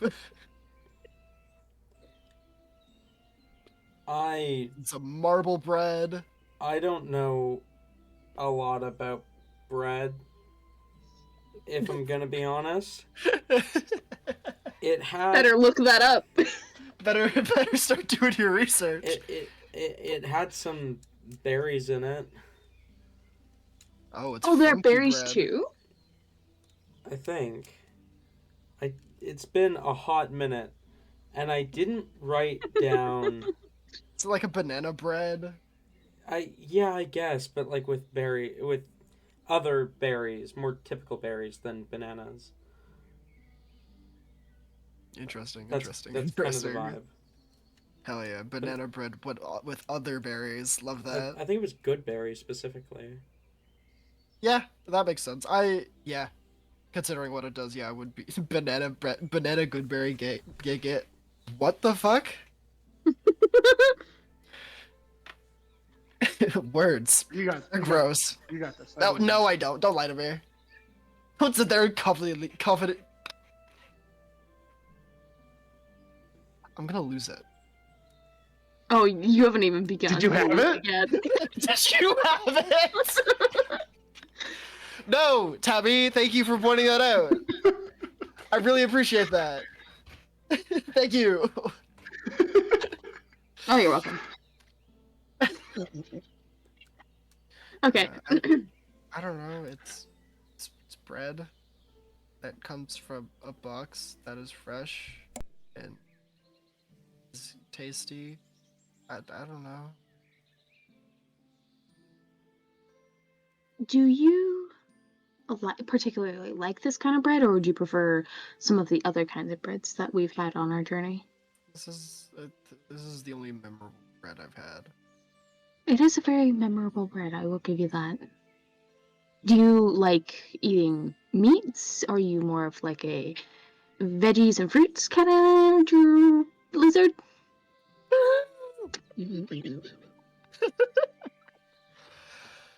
I mean, I'd probably have to like sit down in front of stuff, but I'm a fan of meat. It's pretty good. Can't really say I'm not a fan of anything though. Do you have any allergies? You know, things that make you Not that I can think of. What's an allergy? a shame. Towson knows all this deep lore into certain magics. Also, Towson, basic information. What? Sounds about right for him. Yeah, no, it does.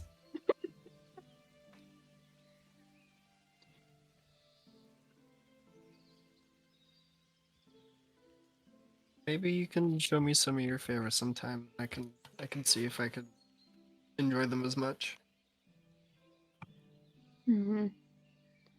I'll have to do that. That sounds fun. I feel like you're. Hmm. Careful, don't want to be racist. Wagging his finger at you. Like you're gonna be a strawberry kind of fan. Guess we'll Maybe have to, blueberry. we'll have to give them a try then. Find out.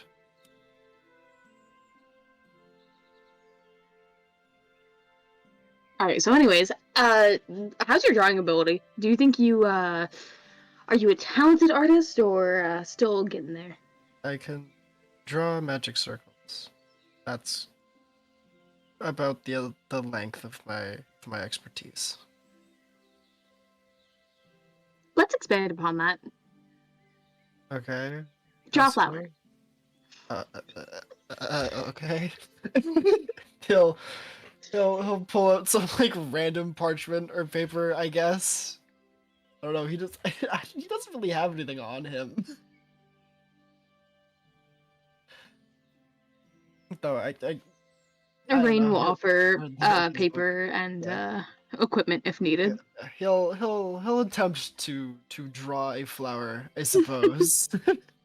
I don't imagine it's like fantastic or anything, but I don't think he would do an awfully bad job. I think it's like a relatively basic looking flower. Nice.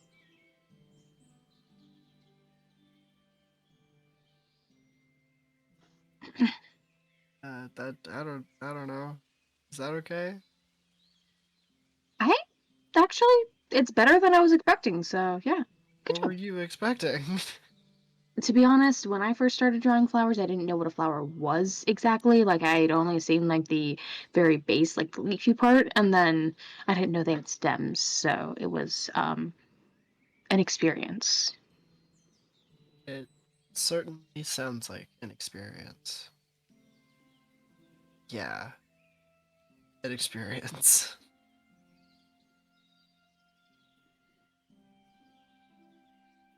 You know, I was thinking Dangerous thing to do. the disguise you have on currently, it's so recognizable now. We should change it up. I mean, okay. You know, maybe we could add a cool hat or cape, you know, something along those lines. I mean, again, we're not really out of anything, so I'm sure if we wanted to, we could go find something. Oh, wait, we are supposed to be doing work. Talbot, why'd you let us get distracted? Hold on. Copy. Hold on. We gotta stay focused. We can go shopping later. Yeah, okay, sounds good.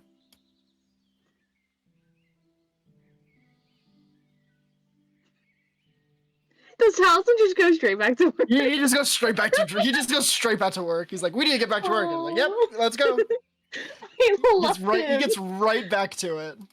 Rain lasts like 5 minutes before he's chatting up Towson again, and this just repeats. Dowson will go back to like speaking and working. This would normally take about a couple hours. With rain, this takes about 5. Yeah, no, Rain is making this difficult. I'm so sorry. No, I love it. I love it. I love it. We're extending date time. I'm sorry.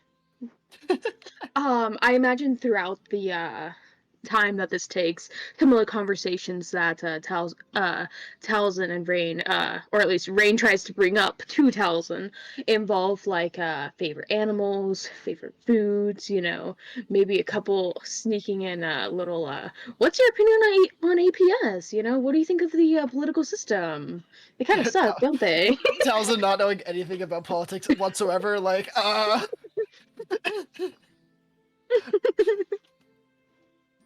I don't know, they were nice to me, I guess. I have no quarrel. Do you think you would ever stick to a life of crime? I mean, I would hope not. Would you be interested in getting a nice, honest job? I mean, depending on how things go, I kind of already saw a possibility where I might end up. What kind of job do you want? I'm not too sure. I haven't had a chance to think about that. It's been kind of, You know, you know, if you want, Towson, I can employ you. that sounds. No. I'm being serious. Like, it wouldn't be illegal stuff. No. You wouldn't. When we get back to my place, I could have a job for you. What would that entail? Whatever you want, honestly. It could be something along the lines of just, I don't know. You could build stuff. I'm sure we could get. I mean, there's forges around. You could always learn the forge works, or you could always work in a library. I feel like you'd like a library. It's quiet, it's like you.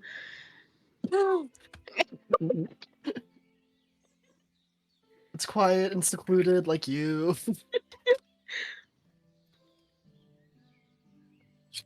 I mean, maybe. I'll have to think about it properly. Things are less hectic. I mean, honestly, if the world is gonna end soon, do what you want to do. He Don't tells me waste and time. leaves. Ah, shit. Damn it! Gotta kill him now.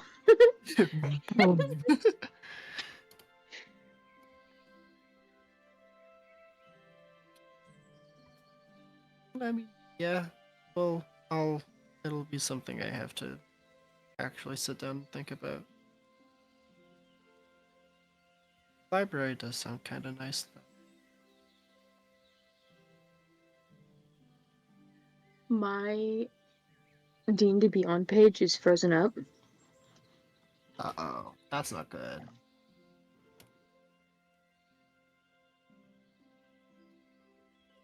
This is funky.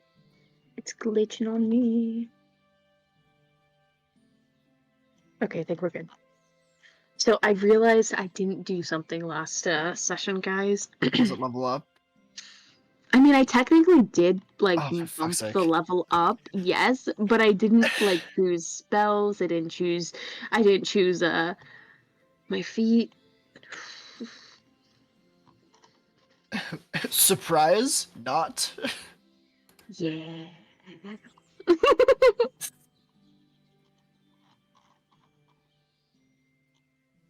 I think I want one of Towson's. Pardon? One of Towson's feet? I mean, what? No, don't do that. He needs those. I mean, I wouldn't take. If you're just like getting spells from leveling, I wouldn't take any of the ones we have on the list. I feel like that's kind of counterintuitive. True.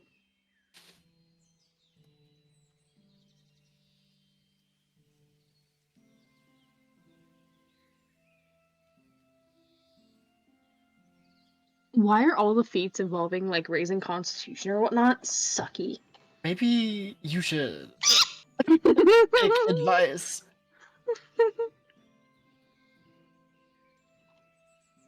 Maybe that should be something you heed, perhaps.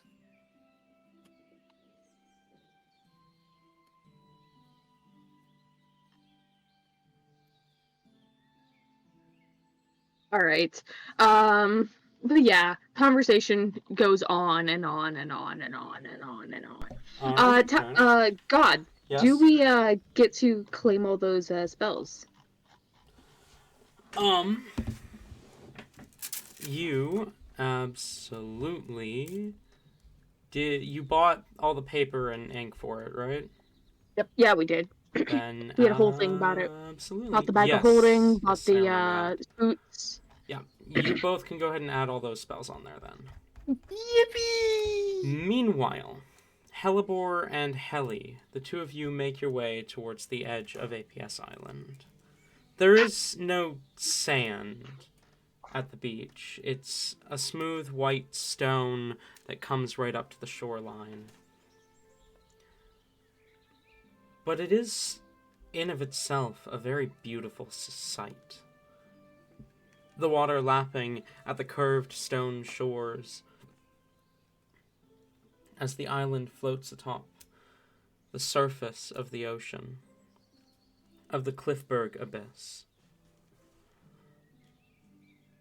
Alright, that is adorable and great. But Hellebore is hungry and she's gonna try to find a place to eat before we go there. Oh, I forgot about that. My brain is all over the place.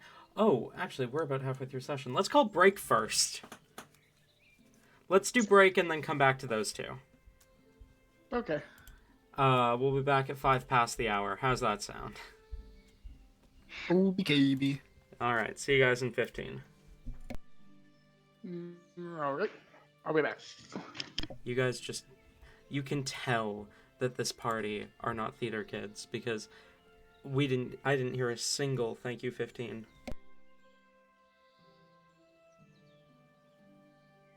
I don't get why it would be. Why is it thank you 15?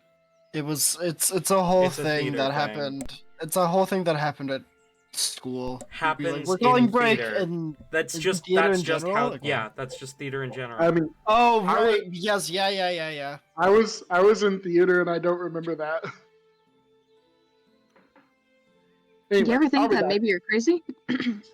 Crazy. No, I'm not doing I- that. I was crazy once. Yeah, I'm a party gonna- dice. A set of dice. A set of dice with rats, and rats make me crazy.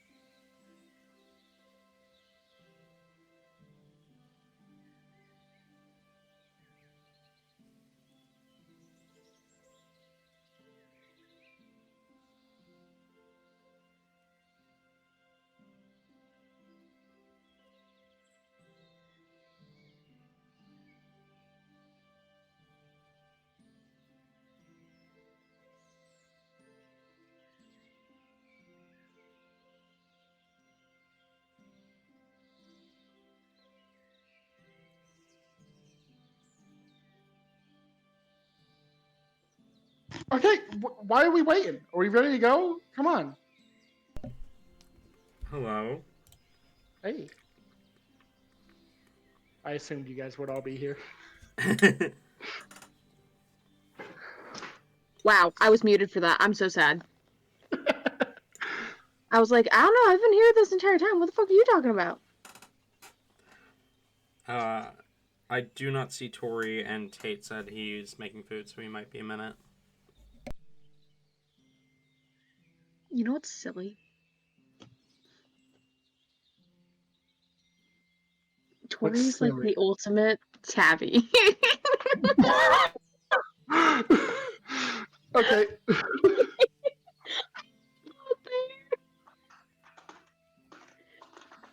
Okay, so we've got Tabby, and then we've got Tabby's online username of Ori Scrub. Mm-hmm. Put the T in front of the Ori, you got Tori. I'm Yeah. sorry. I realized how rude that sounded. I'm sorry, Tabby. Wait, I accidentally tagged Tori into that. Shit. It's almost like we all have very similar names. Speaking of Tori, where is she? She's Yeah. here. It's not like Tori to be late. Oh, is she taking another shower? No way. You're right. She You're would have just let kidding, you right? know. Hello? My computer apparently rebooted while I was away, but Oh. I just got Molly in the mail.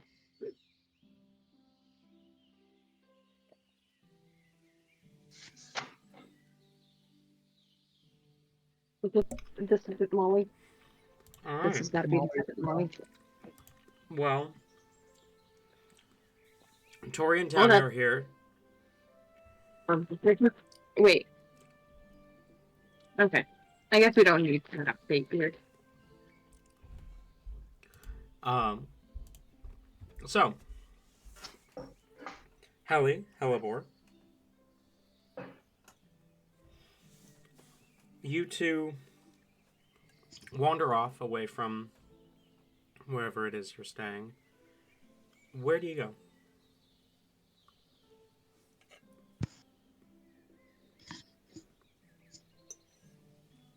well, Caleb was leading this operation. Helipor will kind of start to walk around like a bit aimlessly, just kind of taking it in for a little bit, and then look over to Helly. So, Have you ever ate at like a restaurant before, Helly?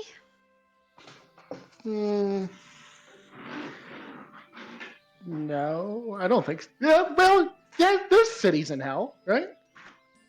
Yes. Well, yeah, but it was probably different than here. Have you ever had seafood? No, Probably not. no. Like, that's like fish, right? Well, technically, yes. Well, seafood is usually for like ocean specific, but there's also freshwater fish as well. The best, though, in my opinion at least, is the ocean fish, especially the shellfish, like shrimp, scallop, crab, those sorts of things. Those are the best. Do you eat their shell? Well, you can. It's usually better if you don't, though. Usually when I find them dead, I like I remove the shell and stuff. Not all of them have shells. I mean, there's like shrimp, which are shellfish, but they don't have shells. They're just kind of there. Why are they called that then? I don't really know. I guess so that people Weird. could make easy puns with them by being like they're shellfish, you know. And They're I very just, like, nice though. there's like a second or two, and then she's like, "Oh, I get it. Okay, like they're selfish. Yeah. Well, they're not, but you know, yeah. Right. Do you is there somewhere here that has those? Probably. I mean, it's an island. I imagine that they probably have a lot of seafood. My nose has never failed me before. And Hellebore will start sniffing along, trying to smell out a seafood restaurant. Roll investigation at advantage is what I'm gonna say. Hell yeah.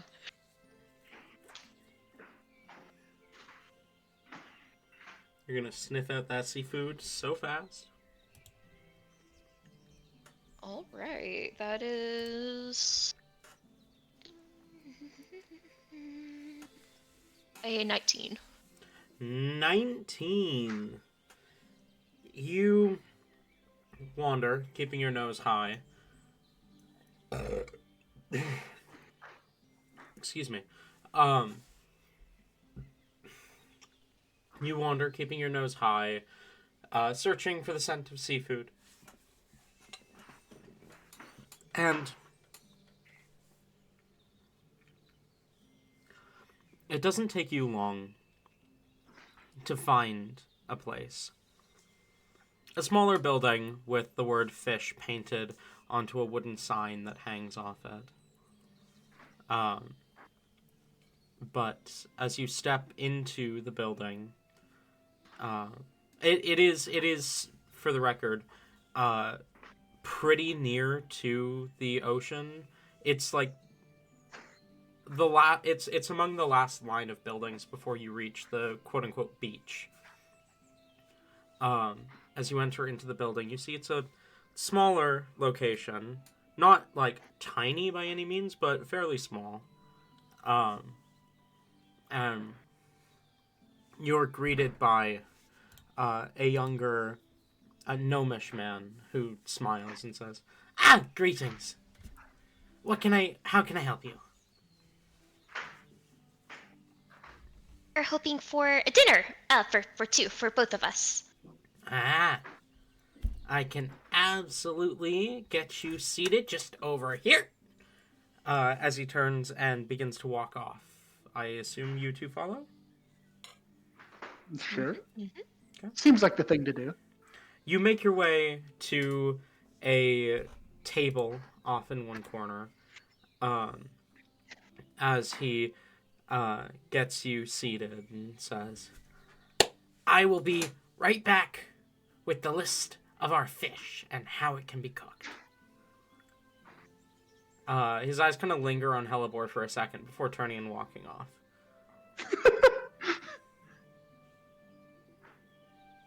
She probably doesn't even notice and will sit down at whatever side of the table has the better sea view and kind of like pat the seat next to her. Helly will also sit down next to Helly. Yeah, next to Helly. Yeah.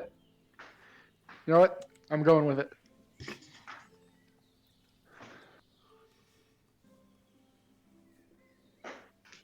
So, how long do we usually wait for here? Well, to be completely honest, I've not been to too many restaurants, but it's usually not very long, depending on how many people they have and how many workers and stuff like that. But like, it's usually pretty quick. Okay. Do you usually go to restaurants? No, I mean, I maybe went like a handful of times, maybe with mother on like special occasions or like when we went to, towns for whatever reason. But I usually just scavenge everything, like from dead stuff. usually, I mean, when I would go down to Avarice, I would have some places we would go, but I mean, Carrie usually showed me around there, and she handled everything. Is that a friend of yours? Yeah, she's a succubus. Oh. What's that? Oh, they're like, they like trick people into like having sex and then dying. Usually they die. Sometimes they don't. But yeah, her and her son. I met them when I went down in Avarice, and now they live with us actually. Helibor cannot hide the look of like pure horror and shock, but she very, very quickly like tries to swipe it away, thinking this is one of Ellie's friends. Oh. Huh. Mhm. Maybe you can meet her sometime. I have her contract, so I can summon her, but I probably should rest before I try anything again. Yeah, you can like demand that they not have sex, right? Oh, yeah, Carrie. I mean, if I asked her to, she wouldn't seduce anyone. She's never done any of that with me, so. Okay. Good. That would be kind of awkward. Yeah. Sorry for making you wait for so long. I'm back. As he places two scrolls of parchment on the table. Would you look over the scroll? Would you like me to fetch you some water, or I think we still have some juice. Do you have chalky or strawberry milk?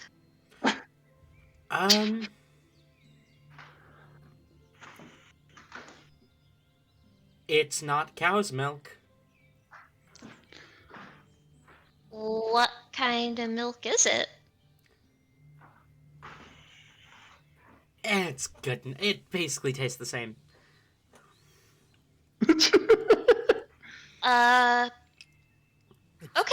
I like trying new things. That's cool. We'll have that. All right. I think we have some strawberries we can mix with it to do a strawberry milk thing. Okay. Well, I'll have a chalky and a strawberry because I'm very thirsty. And then I don't think we have any cocoa. I can double check, but I don't think we have any cocoa. okay. Just the strawberry then. I can get you two of those if we don't have any cocoa. Okay. I'm pretty thirsty. That'll work. What about you? He looks over at you, Hallie. Ellie, you should try it. Ellie looks down at the menu, and I don't think she recognizes any of these foods or drinks. And so she'll just go, I'll have what she's having, whatever that is. I'll be back with the drinks. He turns and scurries off. Are devils usually milk producers? Have you ever had milk? No, I don't think so. No, no. I have not. There's probably some creatures. Yeah, it's really unprofessional of us, Talon, that we didn't think about whether or not devils could produce milk. You know, that's our bad. Sorry about that. Can't fucking believe you. Yeah, I mean, there's probably some creatures that produce milk in the 6th circle.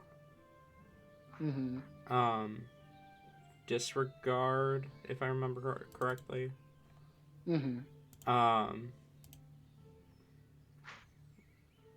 But I mean, it's not. Disregard's a lot lower than that, isn't it? No, you're right. What is 6th? Why is Echidna the 6th general? Sixth is dehumanization. Yeah, Second no. is disregard. Yeah, no, there's definitely right, yes. There are almost certainly cattle and other farm creatures in the Circle of Disregard, though, because the dehumanization kind of manifests in them treating those there like cattle, and so mixing them in indiscriminately with cattle. So you'd probably actually get most of your like milk product and other animal products from the 6th.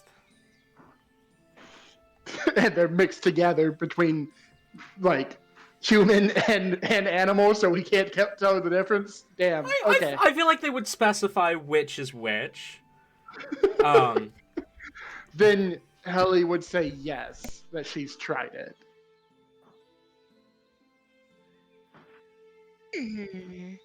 Okay. I'm trying to think about what my favorite type is. Type of milk? Mhm. I didn't know that strawberries could have milk. Oh, Is that they don't. It's only mammals that produce milk. There aren't any like plants or anything that do, to my knowledge, at least. They like take the milk and then they put the strawberries in them. Oh, that makes a lot more sense. Yeah. Same way with chocolate milk. Mhm. Don't worry, Helly. I'll have you like you can try all the things. You'll know like all the material food before long. I look forward to it. So you said that you like human, right? So you like raw meat and blood, right? If so, I have a lot of things to show you.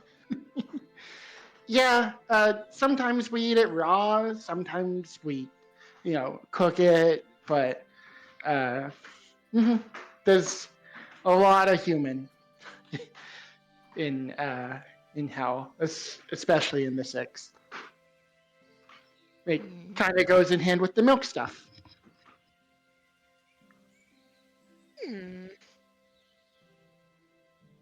I've never had humanoid milk before, other than mother's, but I don't remember that. It's all right.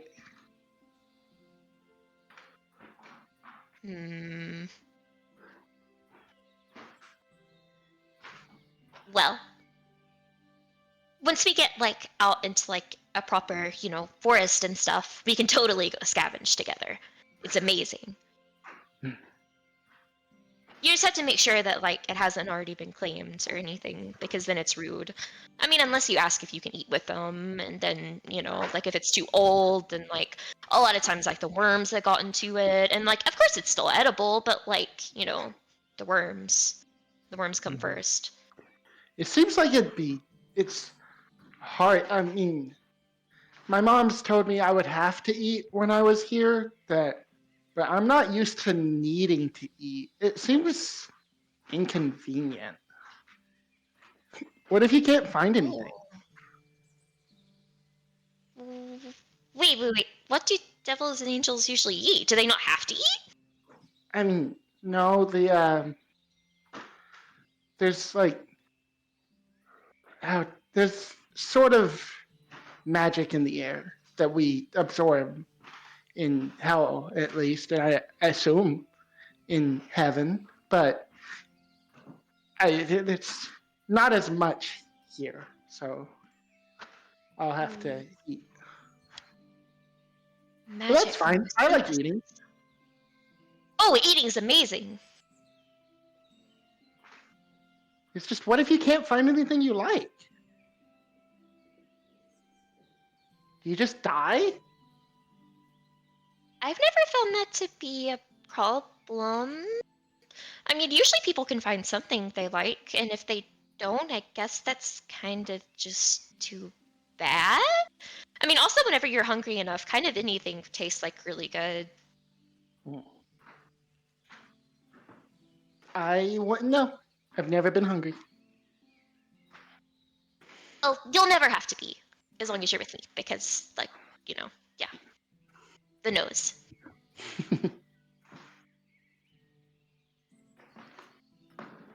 Tell them what's on this menu. A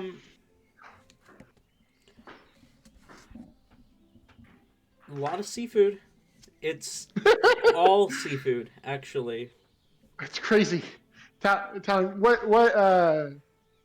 what type of like bass do they have? Like, you know.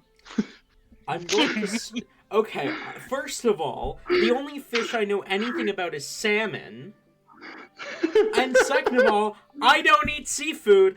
I don't know shit about seafood. Alright. Tell Don't me even about the worry about calamari it. they have. I'm gonna take over because Yeah, you take I over. know a lot about seafood. Alright, so there's this dish on this menu called the Seafood Deluxe that has Uh-oh. squid, shrimp, scallop, crab, and octopus. Confirmed. It's canon now. Scallops sound so And- good right now, actually. Yeah. Fuck. Oh god, I fucking Scallop. love scallops so much. Scallops and is- lobster right now would kill. Oh, Scallops is lobster. the- Yes, it has to have lobster on it. Of course. Scallops is the last shellfish I ate before I found out I was allergic. It is the thing that almost killed me the first time. So It's the thing that almost killed my brother. I don't know if he was like if it almost killed him, but he was not okay. Alright, so we yes. get the seafood deluxe. That is what Helleber is pointing out. I'll note also that this is generally the most expensive menu item. Sounds like the most expensive menu item.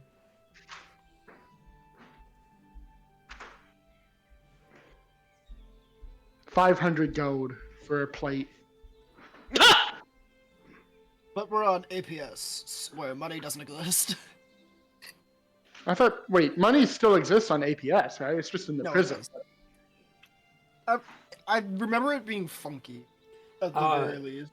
Money is technically a thing, but not really. Okay.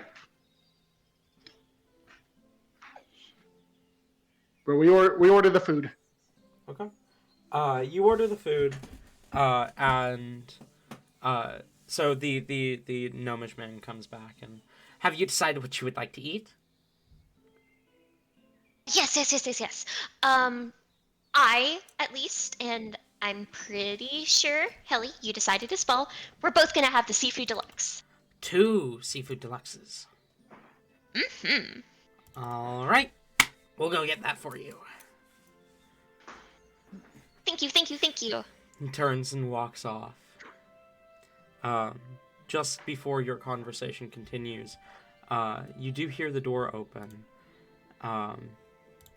As one voice speaks up and says, I'm telling you, this place is wonderful. I know it's small. I know it doesn't look like much, but there's such a good chef. All right, Ariel, I trust you. As you see 2 people walk in, both of whom have feline-esque ears.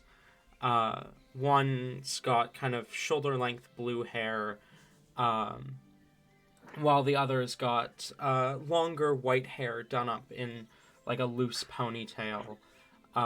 Both appear to be wearing an APS uniform, and the badge that they bear looks very similar to the chiefs that you've encountered. And I believe one of them should actually be familiar to Hellebore. Let me double check. Yeah, Ariel, you recognize the one with the white hair. You can roll a history check to see if you remember where from. Okay. I do, so I imagine Helleborn would. Okay, yes, I definitely do. That is, Soft 20. Yeah, she's one of the APS chiefs. She was the first one that you met. Sounds like you remember. But you see her walk in with another APS chief on her tail as the gnome quickly approaches them and gets them seated.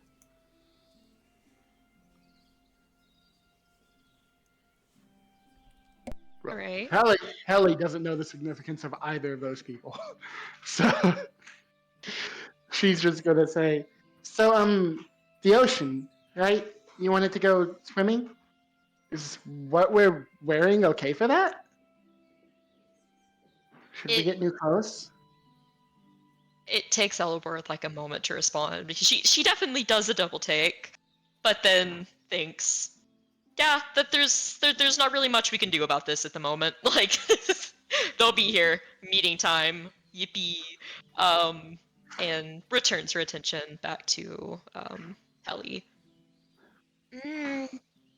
That's a good point. Yeah. Um, it's in public, so we definitely have to wear something. And Okay.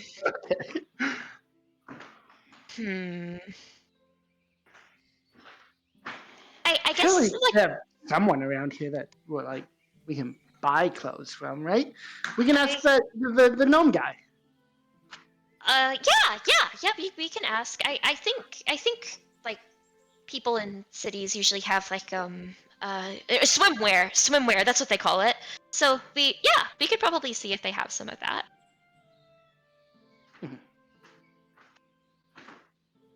I think it's just idle chatter until the food gets out, right? Yeah, fair enough. Yeah, a few minutes later, the food does come out. It's placed in front of you as the gnome smiles and says, and enjoy your food. Excuse me. Huh? Yeah? Do you know where we might get swimwear?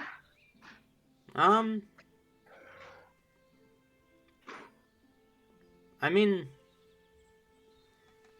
I think there's a tailor's somewhere. Very helpful. Okay. Sorry. Sure, we can find it. No, that's fine. This looks very delicious. Thank you. You could just smell for clothes. And we'll follow your nose. Yeah, maybe.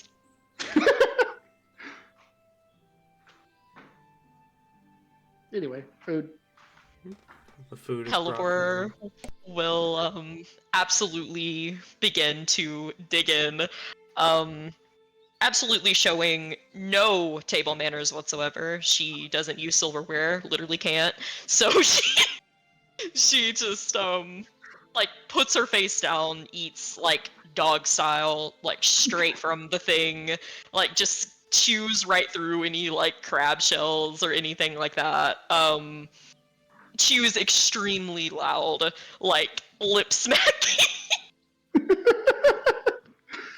Ellie looks adoringly at this, but does not do the same. Like she is trying to crack these shells before digging in, but she does admire Helibor's animosity towards it. Elivor is keeping an eye on Helly and like her reaction to the food. She's very excited to see it. If she struggles with the shells at all, like she'll just kind of like point to her teeth and then at Helly's. It looks like you have sharp chompers, Helly. You can just bite through it. I will bite through the shell of, I don't know, a crab. Sure, or one of the crab claws. Fair enough. The shell is kind of sharp. And she'll like spit out pieces of shell onto the plate. But and then she'll dig out the meat from out of the shell opening that she just made. But the meat's good. You said we don't have to eat the shell, right? Because the shell kind of hurts. Yeah. You don't like have to eat it or anything. Most people don't. But the meat's really good. It's different. I've never tasted anything like it. Ooh. Which one's your favorite? Probably the crab. That's this one, right? That's very Yes. fair. My favorite are the shrimp. Oh, Helly, I have so much to show you. Have you ever seen like a shrimp? Oh my goodness. Have you ever seen a scallop? Helly, No? you'll like literally implode. It is the cutest thing ever. They're like do this, and she'll like just move her hand like kind of around and do like a little snappy thing with it. They move. They look like little like clams basically, but they move and they're alive and they're so cute. I'll turn into one and show you. It's perfect. It's amazing. It's like 10 million out of 10 million. Okay. They're also out there, right? And she'll point out to the ocean. Yes. We can go like diving for one or something. Well, they're kind of deep. So I guess I didn't really prepare for this. Normally I could like help you, like breathe underwater, but we'll do it another time whenever I'm more prepared for it. But we can still see like a lot of fish and stuff. Yeah. Are we ready to go find a tailor? Yes. I surely they'll have something. There's no way people don't go like swimming around here. I mean, the ocean's right there. It's made for swimming. All right. Good. Helly will get up and walk out and not pay for the food. Halibor will make sure that she pays for it, and she will, because she is nice, she will give a generous tip. As the gnome comes back around, I trust the food was good. Yes, it was very.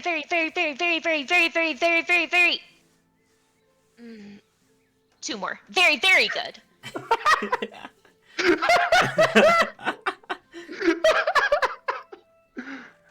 God. I'm glad. Do you carry gold? Yes. Wonderful. It'll be 10 gold for the two.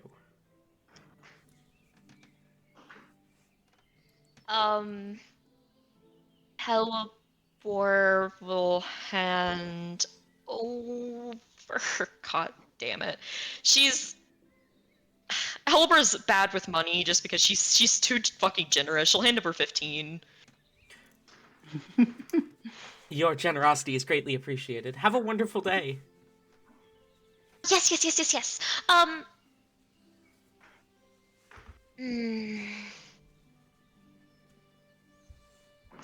Yes. Thank you.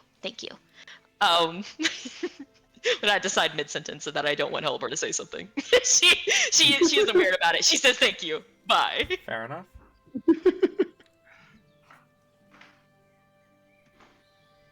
All right.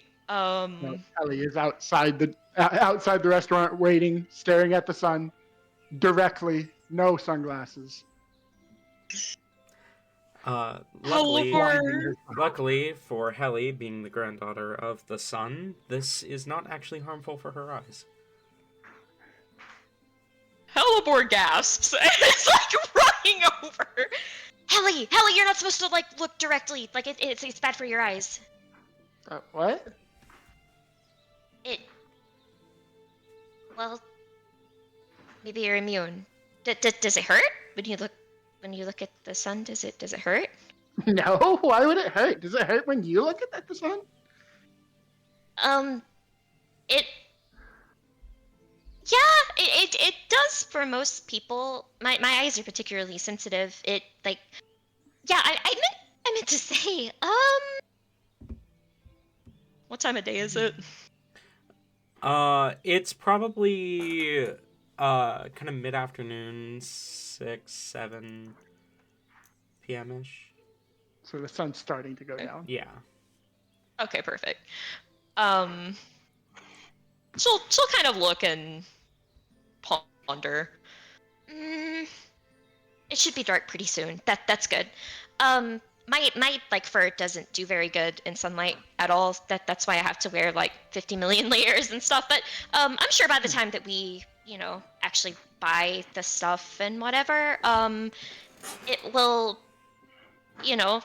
not be there, and That's I can not burn. awful. But like the sun's the best part about the material. It's the part I was looking forward to the most. Mm. It. Yeah. I mean the plants really like it, and it definitely provides life, and You it you guys hurts. can't even look at it? It's so pretty. And she'll It, look off at it again. probably, and um it might burn an extreme amount, but that's just the charm. Uh, Hmm. are are you okay, Ellie? Yeah, I'm just again still looking. I miss Mother.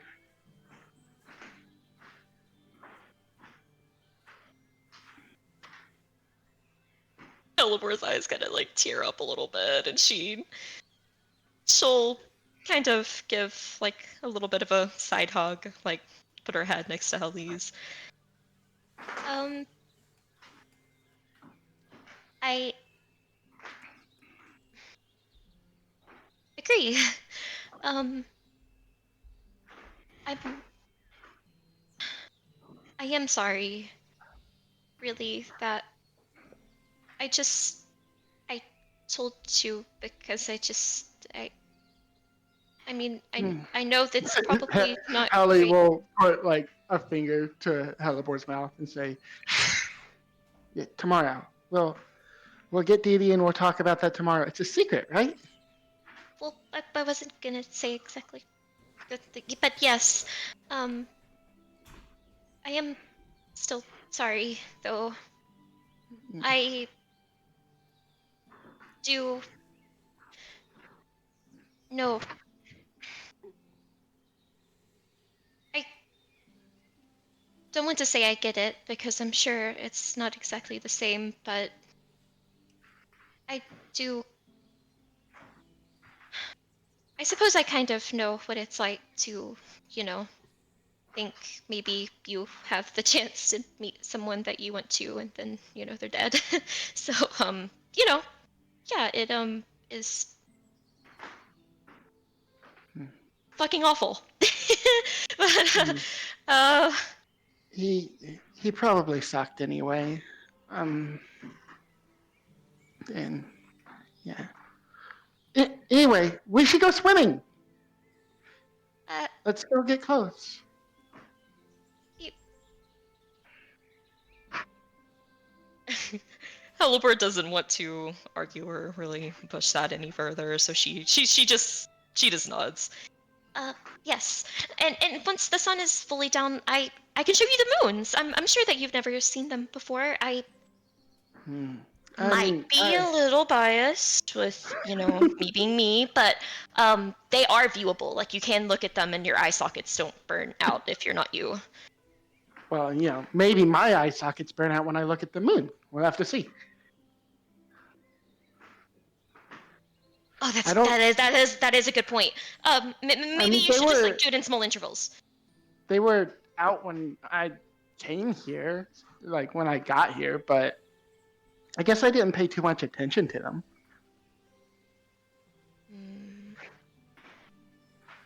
Well, they're very But yeah. pretty and they're comforting, and they have light too. But it's like the She starts to say good light and like chokes it back. Less abrasive. Right.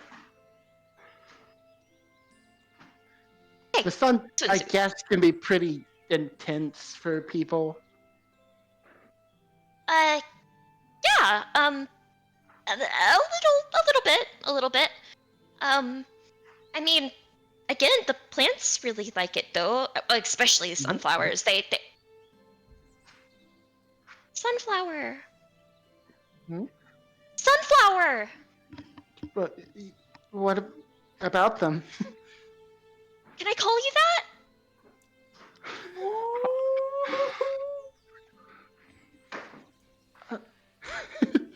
Ellie gets really flustered. Yeah? You want to give me a nickname? Yeah, I mean, you did me, and I mean, if I did mention I wanted to show you druidic magic to see if you'd be good at it. I mean, it's like custom, you know, if someone becomes a druid that they take like a flowery name or whatever, you know. I mean, I was kind of designated born one, but in general, like if people become one later, they'll, you know, usually do like a plant name, and yeah, so that could be like your name. And even if you're not a druid, I think it's very fitting and cute, so I'd still, you know. Ellie is very much blushing. It was just, yeah, I'd like that. Okay. It is decided.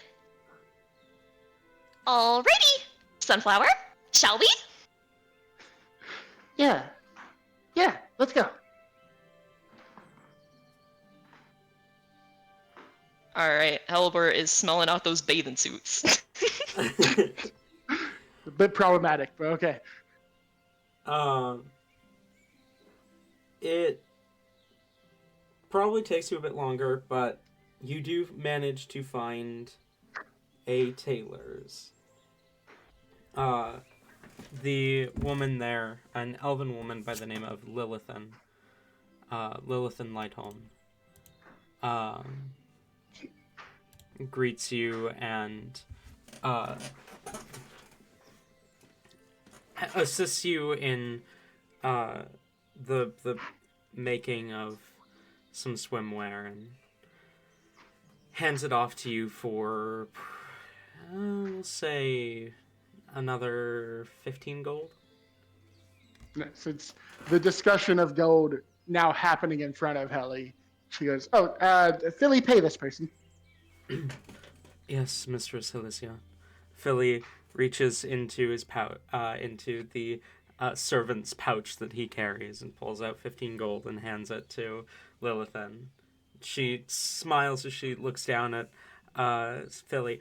Oh, isn't he so cute? I would love to make him a little suit. Can Philly have a suit? Philly already has a suit. Yes, he does. I think that's also what Helly says. Philly has a suit. Why would he need another one? Oh, you call that ugly thing a suit?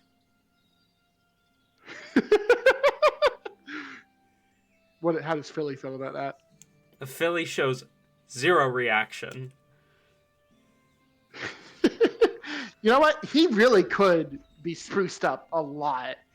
Yeah, Philly, why don't you stay here and get measured for a suit, and we can come back and after they're done and pay for it. Of course, Mistress Helicia. As you wish. Oh, this is gonna be so much fun.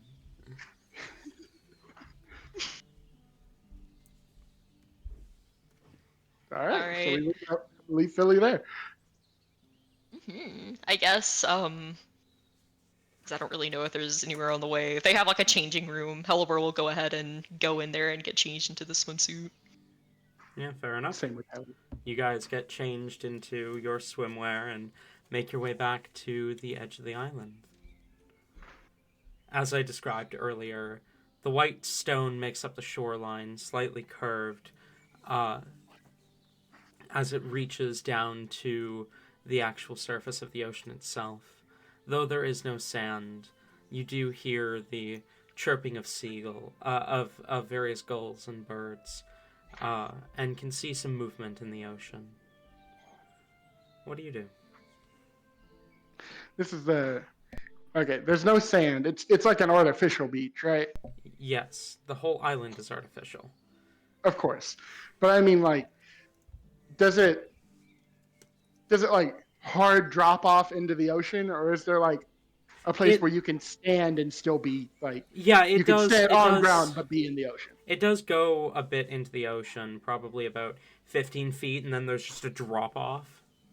Okay, so there's room for someone who has never swam to be in the water without having to be in the very deep water. Okay. Then yeah, Helly will start to wade out there. Hellebore is like, I feel like she can't even like contain her excitement. Like she immediately just goes like kind of like running, like dives headfirst, like flops around, like completely almost like a bird in a bird bath. The way like she is like going all out. Her fur is like thoroughly soaked. The moon's out at this point. Yes, the three moons would be rising at this point, shining their light down on the ocean. And they are not harmful for Helly to look at. That would be wild. As we get, a little bit out there before the drop off, Hellebore is after like she realizes again like someone else is here and the initial like zoomies kind of wear off, she will look back over.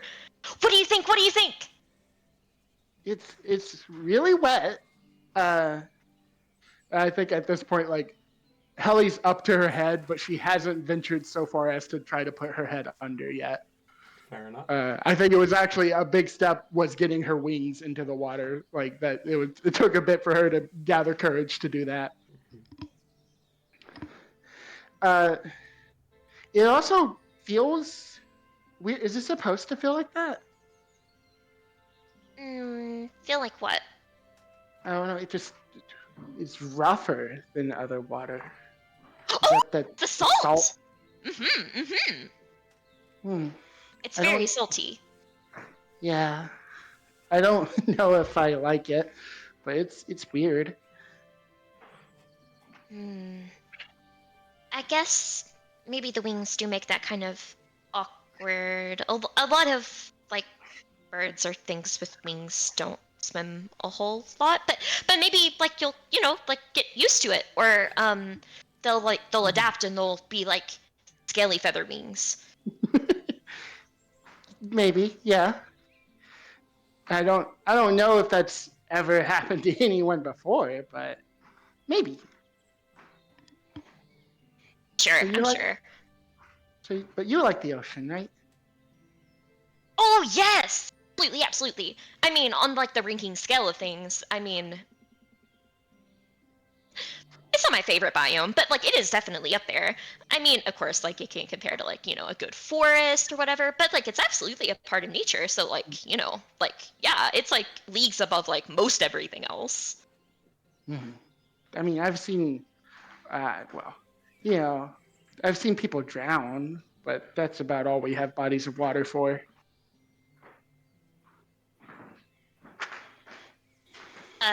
Well, I mean, we have people do that here too. It's unfortunate, but clearly that's not everything this does, because there's no one drowning out here. Yeah. She takes another step so that like it's more like she has to look up to not be in the water, and goes, maybe other than me, how are you so good at this? And she'll take a step back. Well, I mean, I've spent like a lot of time. I mean, I could turn into like a fish or something, and I have spells for breathing underwater. Mother and I would spend like days underwater, like just kind of existing and like talking to fish and stuff like that. Trying to distract herself from the fact that she is potentially like just a few feet from drowning to death. Hallie will get an idea and then look around for the moons. And they go, "You wanted to show me the moons, right?" Yes, just to be safe, maybe like look at it like, for like 2 to 3 seconds and then like make sure it doesn't hurt. But they're right there. They're right there. Look at them. Look at them. Hallie will look at them and not adhere to the 2 to 3 seconds rule because she figures out pretty quickly it doesn't hurt. And says, "Oh, they are really pretty. And I feel bad I ignored them before." It was your first time on the material. I'm sure there was obviously a lot going on. Hey, But- Hallie,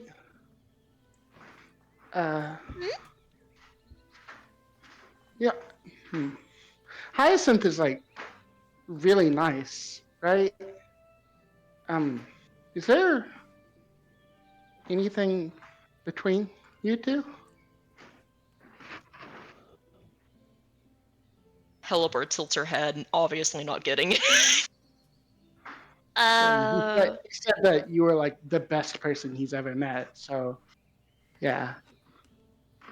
She looks like shocked and blushes. Oh. Well, I mean, like, he's definitely my friend. Well, I mean, it it makes sense. You're the best person I've ever met too. So.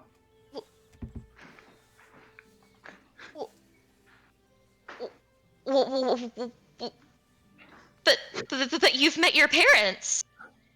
But, yeah, but and Hallie just blushing a lot harder goes, "Hallie, will you go out with me?"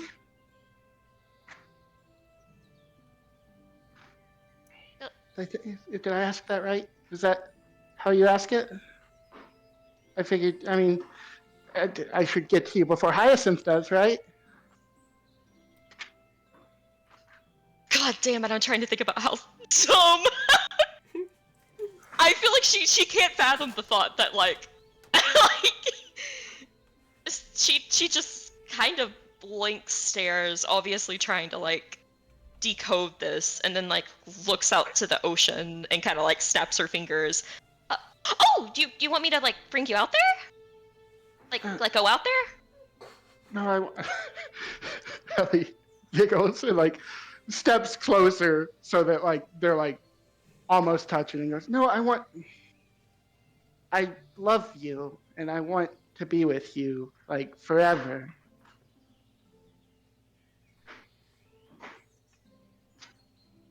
Helleborg is blushing quite a bit by this point as well. Like her ears are kind of down in embarrassment. And she is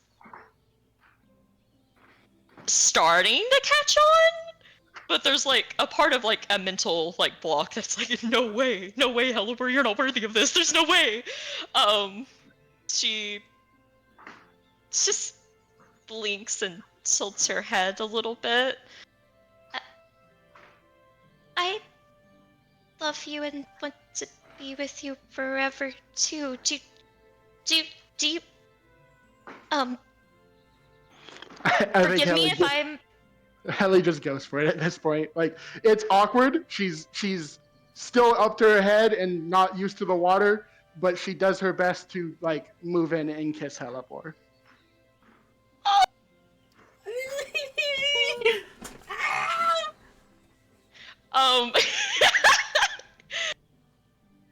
Okay, Helleborg gets it at this point.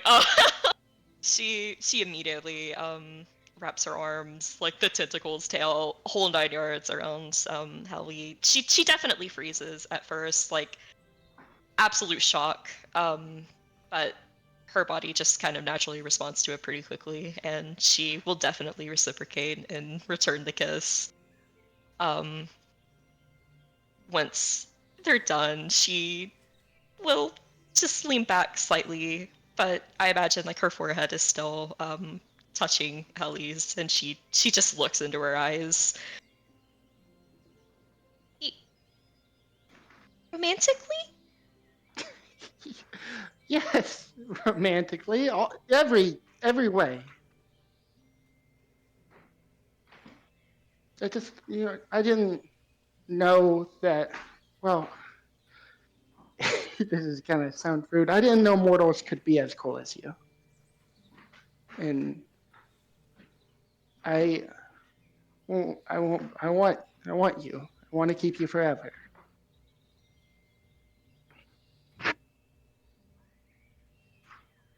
Elibor is the Wicked Witch of the West. She is melting in this water.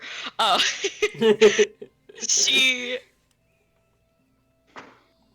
is just an actual tomato red, but manages to eventually choke out. I cannot believe that this is happening. But I've never done anything like this before. Thank you. I haven't either. There hasn't been anyone before you. But you will then?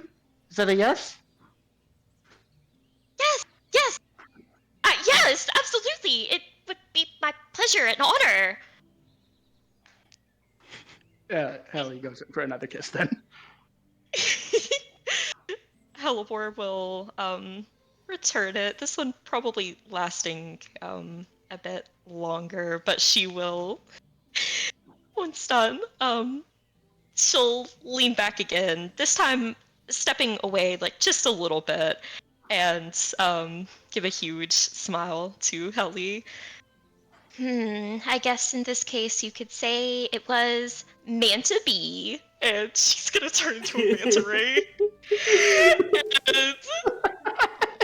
And she's going to swoop under Helly, kind of to where Helly is like sitting on her, and then just like go out for a swim, like on the deep end.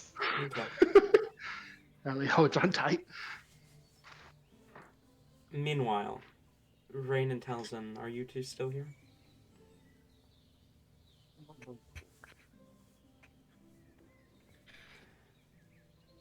Rain? You're muted if you are here. And I fucking died.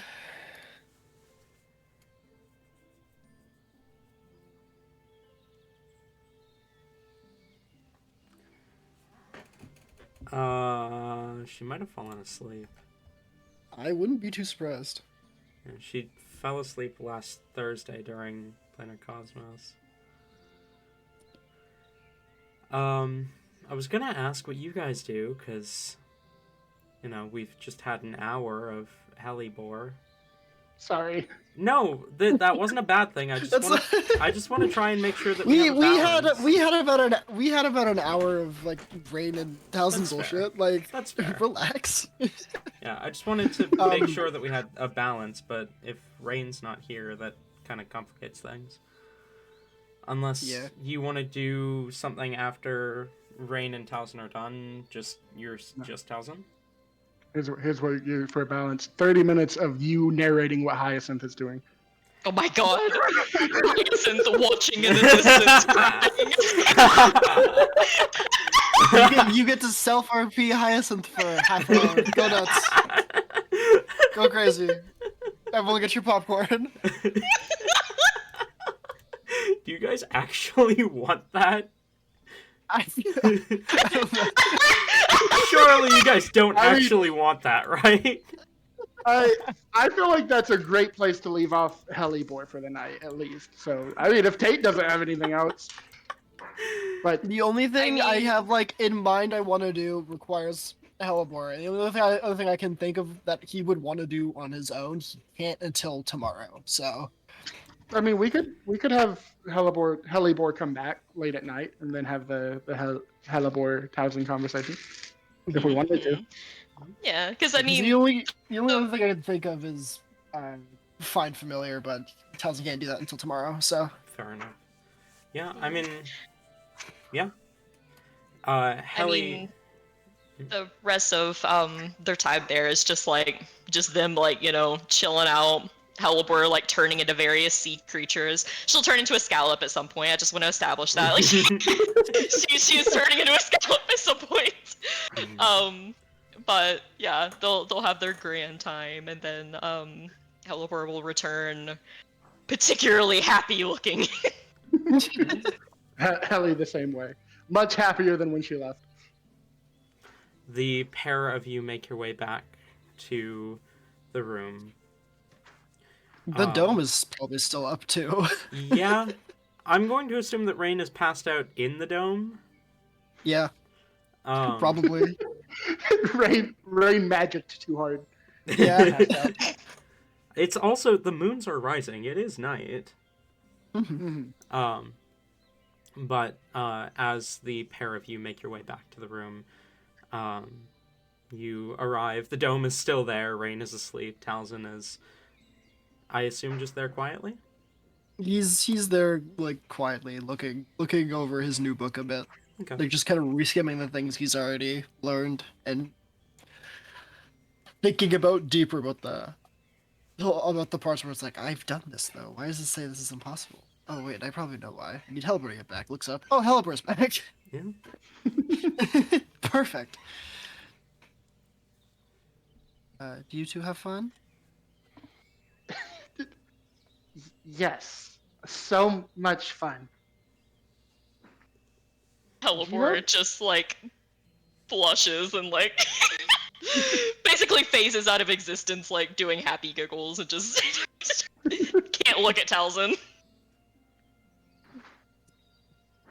Hey.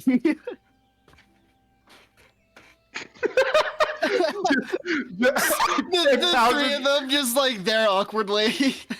Townsend asking that just the giggle fits and then silence.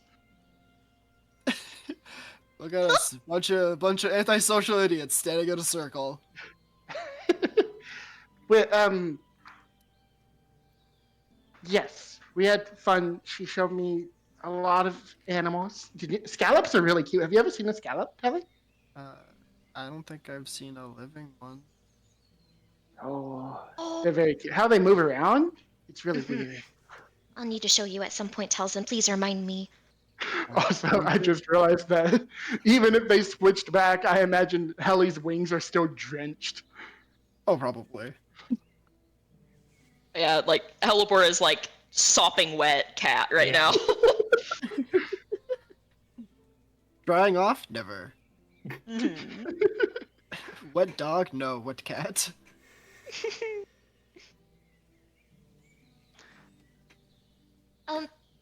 What did you need to talk to me about, Talzin? I have a couple questions about the guy in your soul or whatever.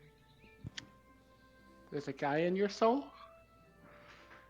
I don't think it's that important that it doesn't need to be talked about, considering what we were talking about earlier. Yes. I'm really sorry for not telling you, Helly. I was there's like a lot going on. I actually wasn't even thinking about it. Yeah, there's a person, entity, being that actually lives in Talzin's soul too, or well, we have like part of his essence or something in us. There's like multiple people that do, but we don't really know who it is, or like what he even is. And like I can like kind of talk to him, but I haven't because I don't want to annoy him and make him go away, even though I don't know if he can go away. Yeah, we don't really know much of anything about it except that he's in there. Oh, he saved my life multiple times though. That was very nice. All right then.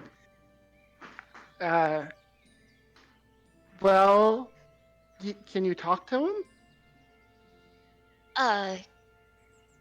Yeah. I technically could. Can you tell him I said thank you for saving you? Oh, thank you for saying thank you. That did save me. Yeah, that's the line of thought. Um, hmm. I can. Wait, Talzan, are you asking because you want to relay a message too? I mean, I guess now that I think about it, I just was mainly wondering if you have heard anything from him recently, because we were in the prison. I had a bit of like a weird future-ish vision thing, and that revealed a couple things about how apparently for you it's like you have a bit of his soul merged with yours, I think is the best way I can put it.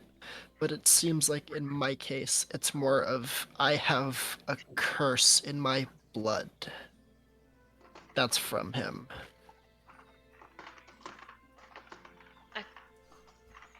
A curse? That's the way it came off, and the way apparently I was looking to it. It was some weird thing. It was really. It was like. How long? How long into the future did we say that was? Over a century into the future.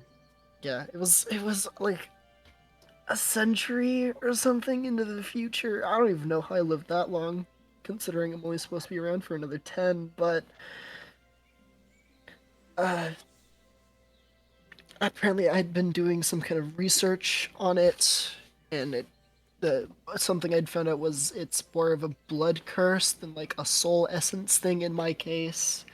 I was just wondering if you had any more like recent information about him in general, or just like anything about it that you hadn't I had a chance to mention yet, or if you can relay a message, then I guess that works too.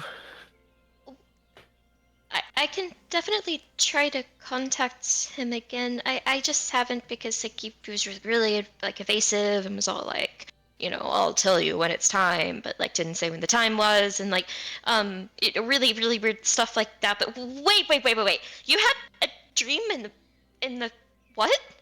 Yeah, I don't know how it happened either. Oh, wait, so what were the rest of us doing? I don't.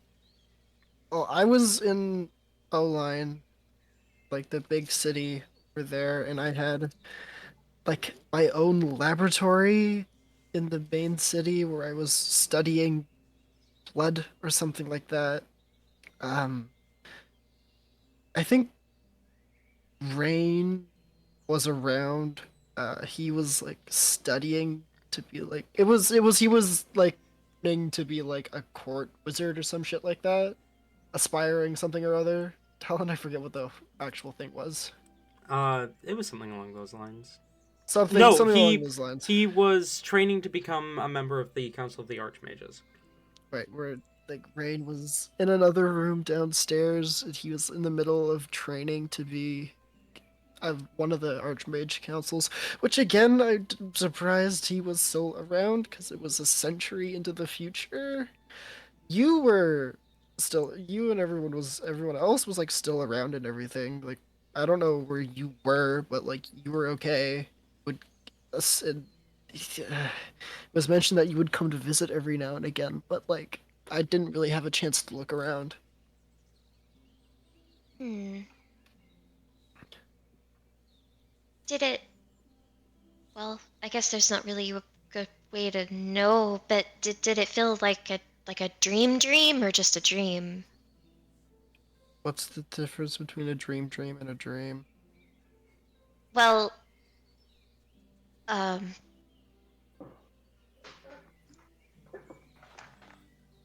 yeah, I guess there's not really a way to tell, is there? Like Well, like a lucid dream? well, I've told you, and Helly, I don't think I've told you yet, but like I've had like dreams where like I will be someone else, and then like that thing happens, or like, or I'll like share dreams with like Rain. Like we'll be there, and like we wake up, and we both have like we're like, whoa, do you remember that? And then like we had the same dream, and we yeah, like shared it, and Well, I wasn't anyone else. I was just like older me, but I was fully conscious as like current me, so I was able to like I didn't know anything that was happening. And fuck, what's his name? The guy I keep forgetting fucking Ariane. name. And Arian was the one I was talking to, and I had to ask him pretty much everything about what that was going on because I didn't know anything.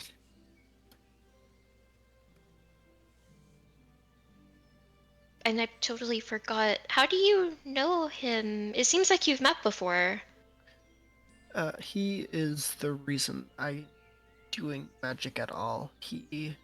Uh, he would visit the estate I was in, and whenever we had someone visiting, we had to be like on our best behavior, and we had to get like dressed up a bit so we didn't look like slaves. And he dropped this actually, and he pulls out the current like spell book he's using for everything. And when I went to give it back, he just told me to keep it steady.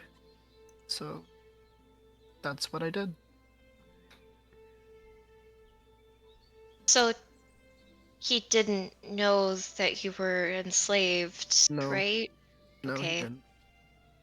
I was about to say that would be not surprising from APS, but you know. No, he's one of the main guys looking into dismantling it now, actually. Mm. And they might be able to here pretty quick. So I, hopefully, the people there are okay, somewhat. Mhm, mhm. I mean, APS is supposed to help people. If they know that and don't, then yeah, that's not good at all. Apparently, they didn't have any solid evidence of anything, but I'm pretty Alright. much as solid evidence as we get. So Yeah. Mhm. hopefully, I mean, I don't I don't like that guy. I'll just say it. I don't like him. He made my friends disappear when I first got here, and he captured me. But if he knows what's going on with you and he didn't do anything, like why would I don't know why you would still talk to him in like 100 years. I don't know either. I didn't think to ask that.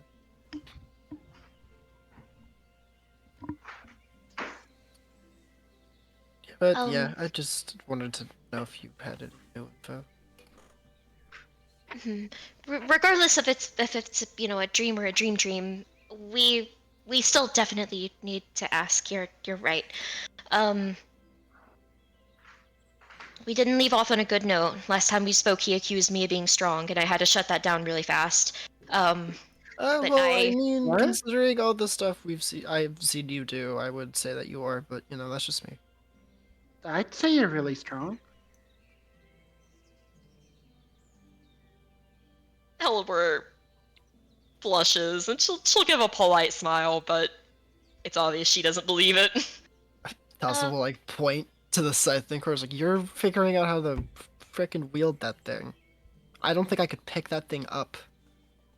Well, I mean, yeah, but I haven't like completely mastered it yet. I mean, Yeah, and that takes time. I don't have a strong legate. You think I just did this randomly in the morning one day? Mm. I don't Still. think Rain got anywhere like just woke up and knew how to like cast things or hide in shadows really well or die really easily and somehow come back every single time. Like that's a skill that you like learn, and that makes them pretty strong. Elber will absolutely, like, she can't help but laugh at that. Yeah, he does have a real knack for that.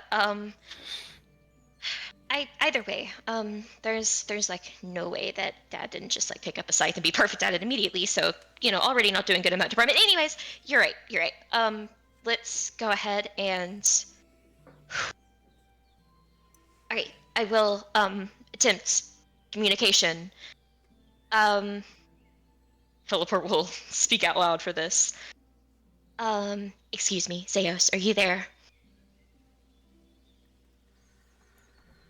There's a long moment of quiet. Silence louder than any silence you've heard before. And then, all at once, a focused voice. You're alive. Well, yeah, why wouldn't I be? I had no doubt. You are strong.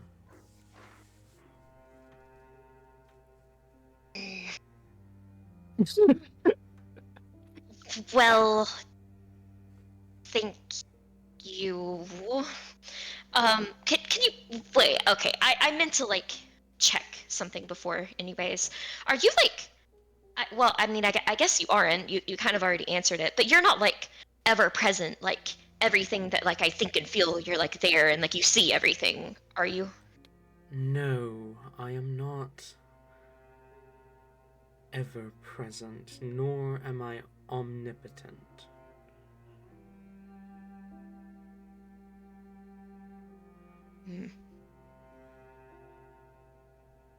Okay. Well, first of all, before I forget to say it, Helly says thank you for, saving my life multiple times, and I would also like to say thank you again. I can't thank you enough. That's really awesome. I like, yeah, don't really want to die quite yet, so that's really cool. I'm really glad you did that. Your head suddenly shifts, glancing at each of your companions. Which one of them is Helly? The really pretty Dangel, the Dangel. As you say really pretty, Helly will- as you say really pretty, the eyes flit over to Rain, and then you say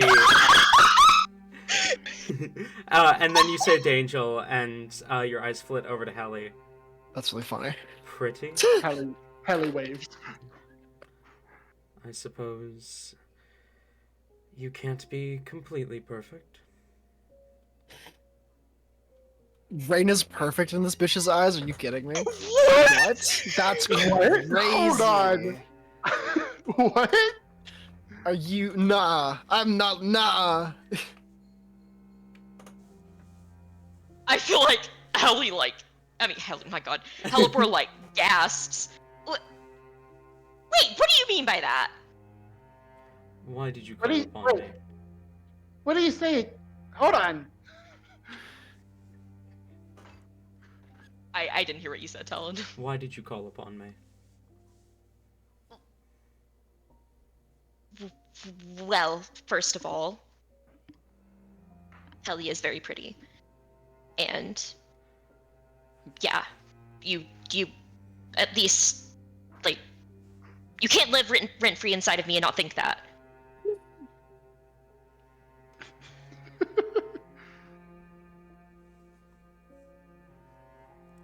But fine. I take back my thank you. I suppose maybe I'm not super duper well versed in, what is considered attractive for whatever you are that I'm really curious about still. The time is coming soon.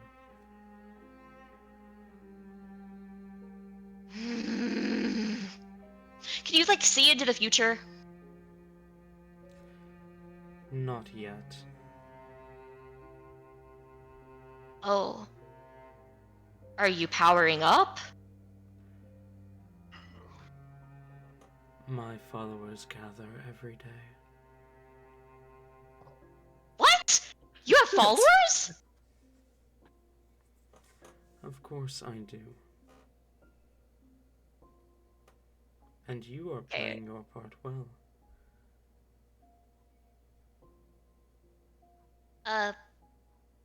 Well, thank you. I'm not really sure what that part is, but wait, oh, wait. So, okay, whenever you say fall, are you like starting like a cult? Like, is that what you're doing? Starting? No, I am not starting anything.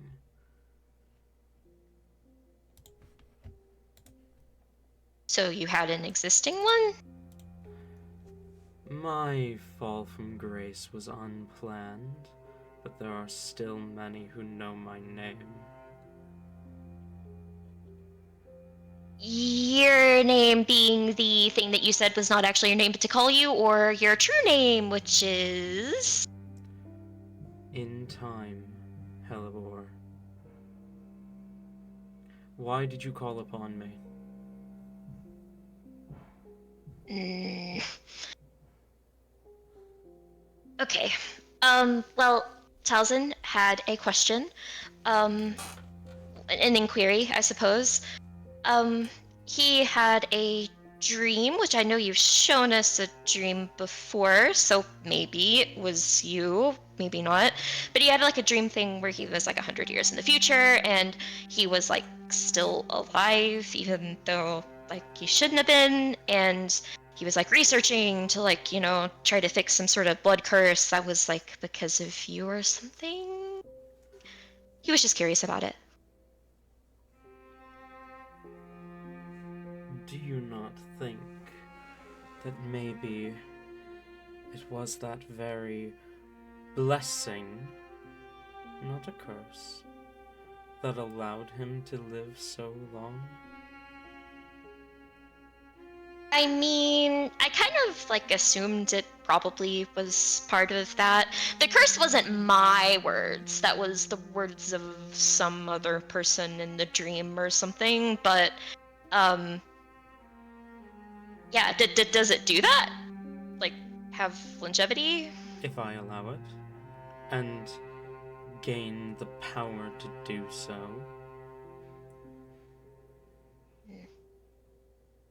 In time, you will receive instructions that will guide you down the path, that will grant you whatever your heart's desire.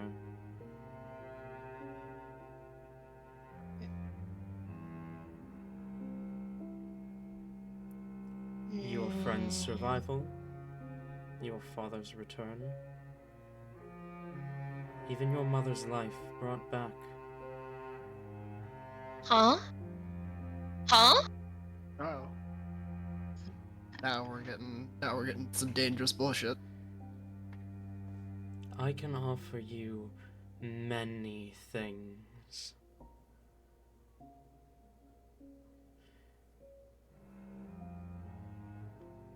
Are... Oh.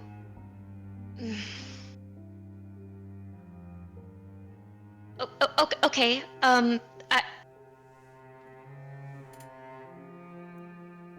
Whoa. Okay, let me take a second.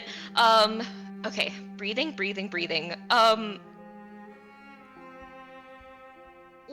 What is it you're trying to like gain though? Like you said, when I'm like called upon, like what is it you need? Like what are you trying to do?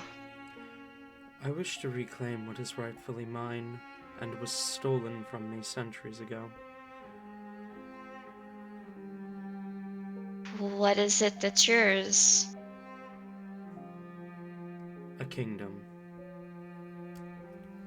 A kingdom I once ruled ages ago, but was torn away from me at the end of a long, bloody war.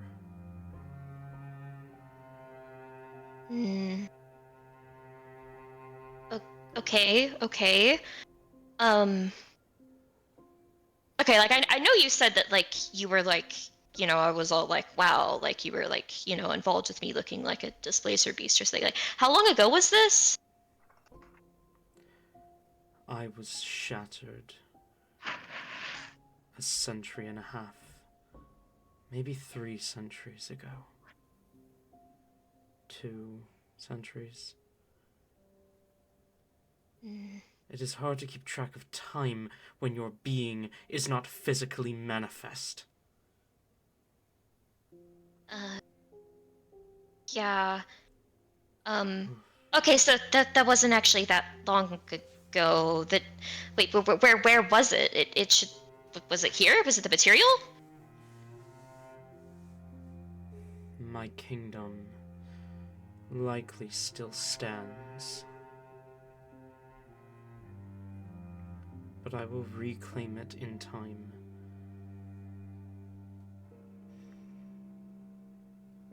You called upon me, though. You asked your query. Was there anything else you required? I mean, that's kind of pretty much it. I did, like, okay, so, like, I think that it would be a cool, fun game thing, and it would, like, sort of satiate me, except not because my curiosity is endless, but what if you give me just the first letter of what creature you are?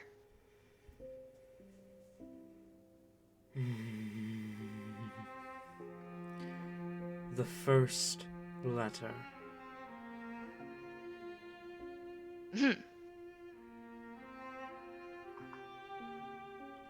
I suppose this could be interesting.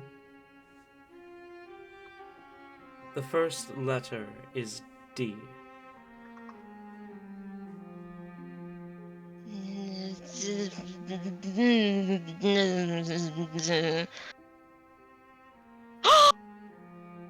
Are you a dog? Thank you, Hello. I will not confirm or deny anything. He's a dog. It's confirmed. Okay, I'm like actually kind of hoping that okay, yes, I know in my heart of hearts it's probably not a dog, but that would actually be like pretty cool. I will, as they say, ruminate on this. Do take your time to ponder. Are you satisfied?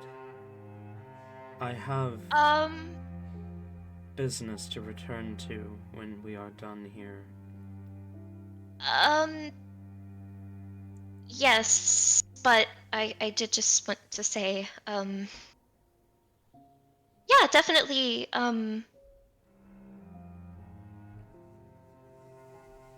you're serious. Like you're serious about the things you can do. About the things I will be able to do.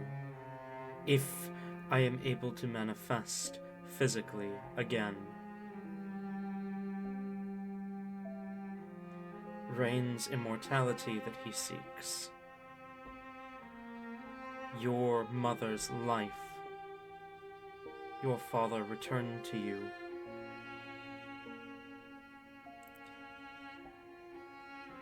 All of it will be within my power once I have regained my kingdom. And you just need me to help you with that, or you'll tell me what you need? I will tell you what I need in due time. I will call upon you soon, but I believe you have business you wanted to get done on this island first. You should have time to complete that. And then there's like the whole there's a whole ritual thing that is I need to find out. Like there's definitely a few things on our agenda, but Complete the tasks on your to-do list for now. I will come back to you when I require your assistance. Okay, I will totally be here, ready, waiting, and stuff. Just let me know what you need. Of course. Unfortunately, fate thought it a cruel joke to bind me to you. So, Yeah. I am available at your beck and call. Cruel? Not cruel to be bound to you specifically. Just to be bound to one of your kind in general. Okay, so the dog thing is looking a little bit more likely if you don't like cats. Got it. Okay, well, that's kind of everything that I needed. I really appreciate it. Bye-bye. Have fun with your conquering, and I totally have a let me know when I question can help of with my that. own before I leave. Oh! Mm-hmm. Why could I not see you for the last few days? Where were you? Oh, right, that's why you thought I was dead. I was in kind of, well, I got captured, and I was in, like, this underground prison thing, and then it was really bad, and there was, like, an anti-magic thing, but there was, like, this huge tentacle monster, and we, like, well, not slayed it, but we, like, re-stilled it, and then they were really thankful, so they let us out. Anti-magic. Anti-magic.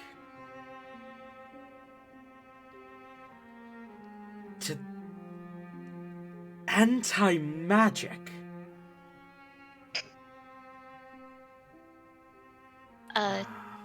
Fate Bro, is not a truly. fan. Fate is truly a cruel mistress. If that is all, I will return to my duties, and you will return to yours. Okay. All right. Well, bye-bye for real this time. Bye. You feel the presence fade immediately.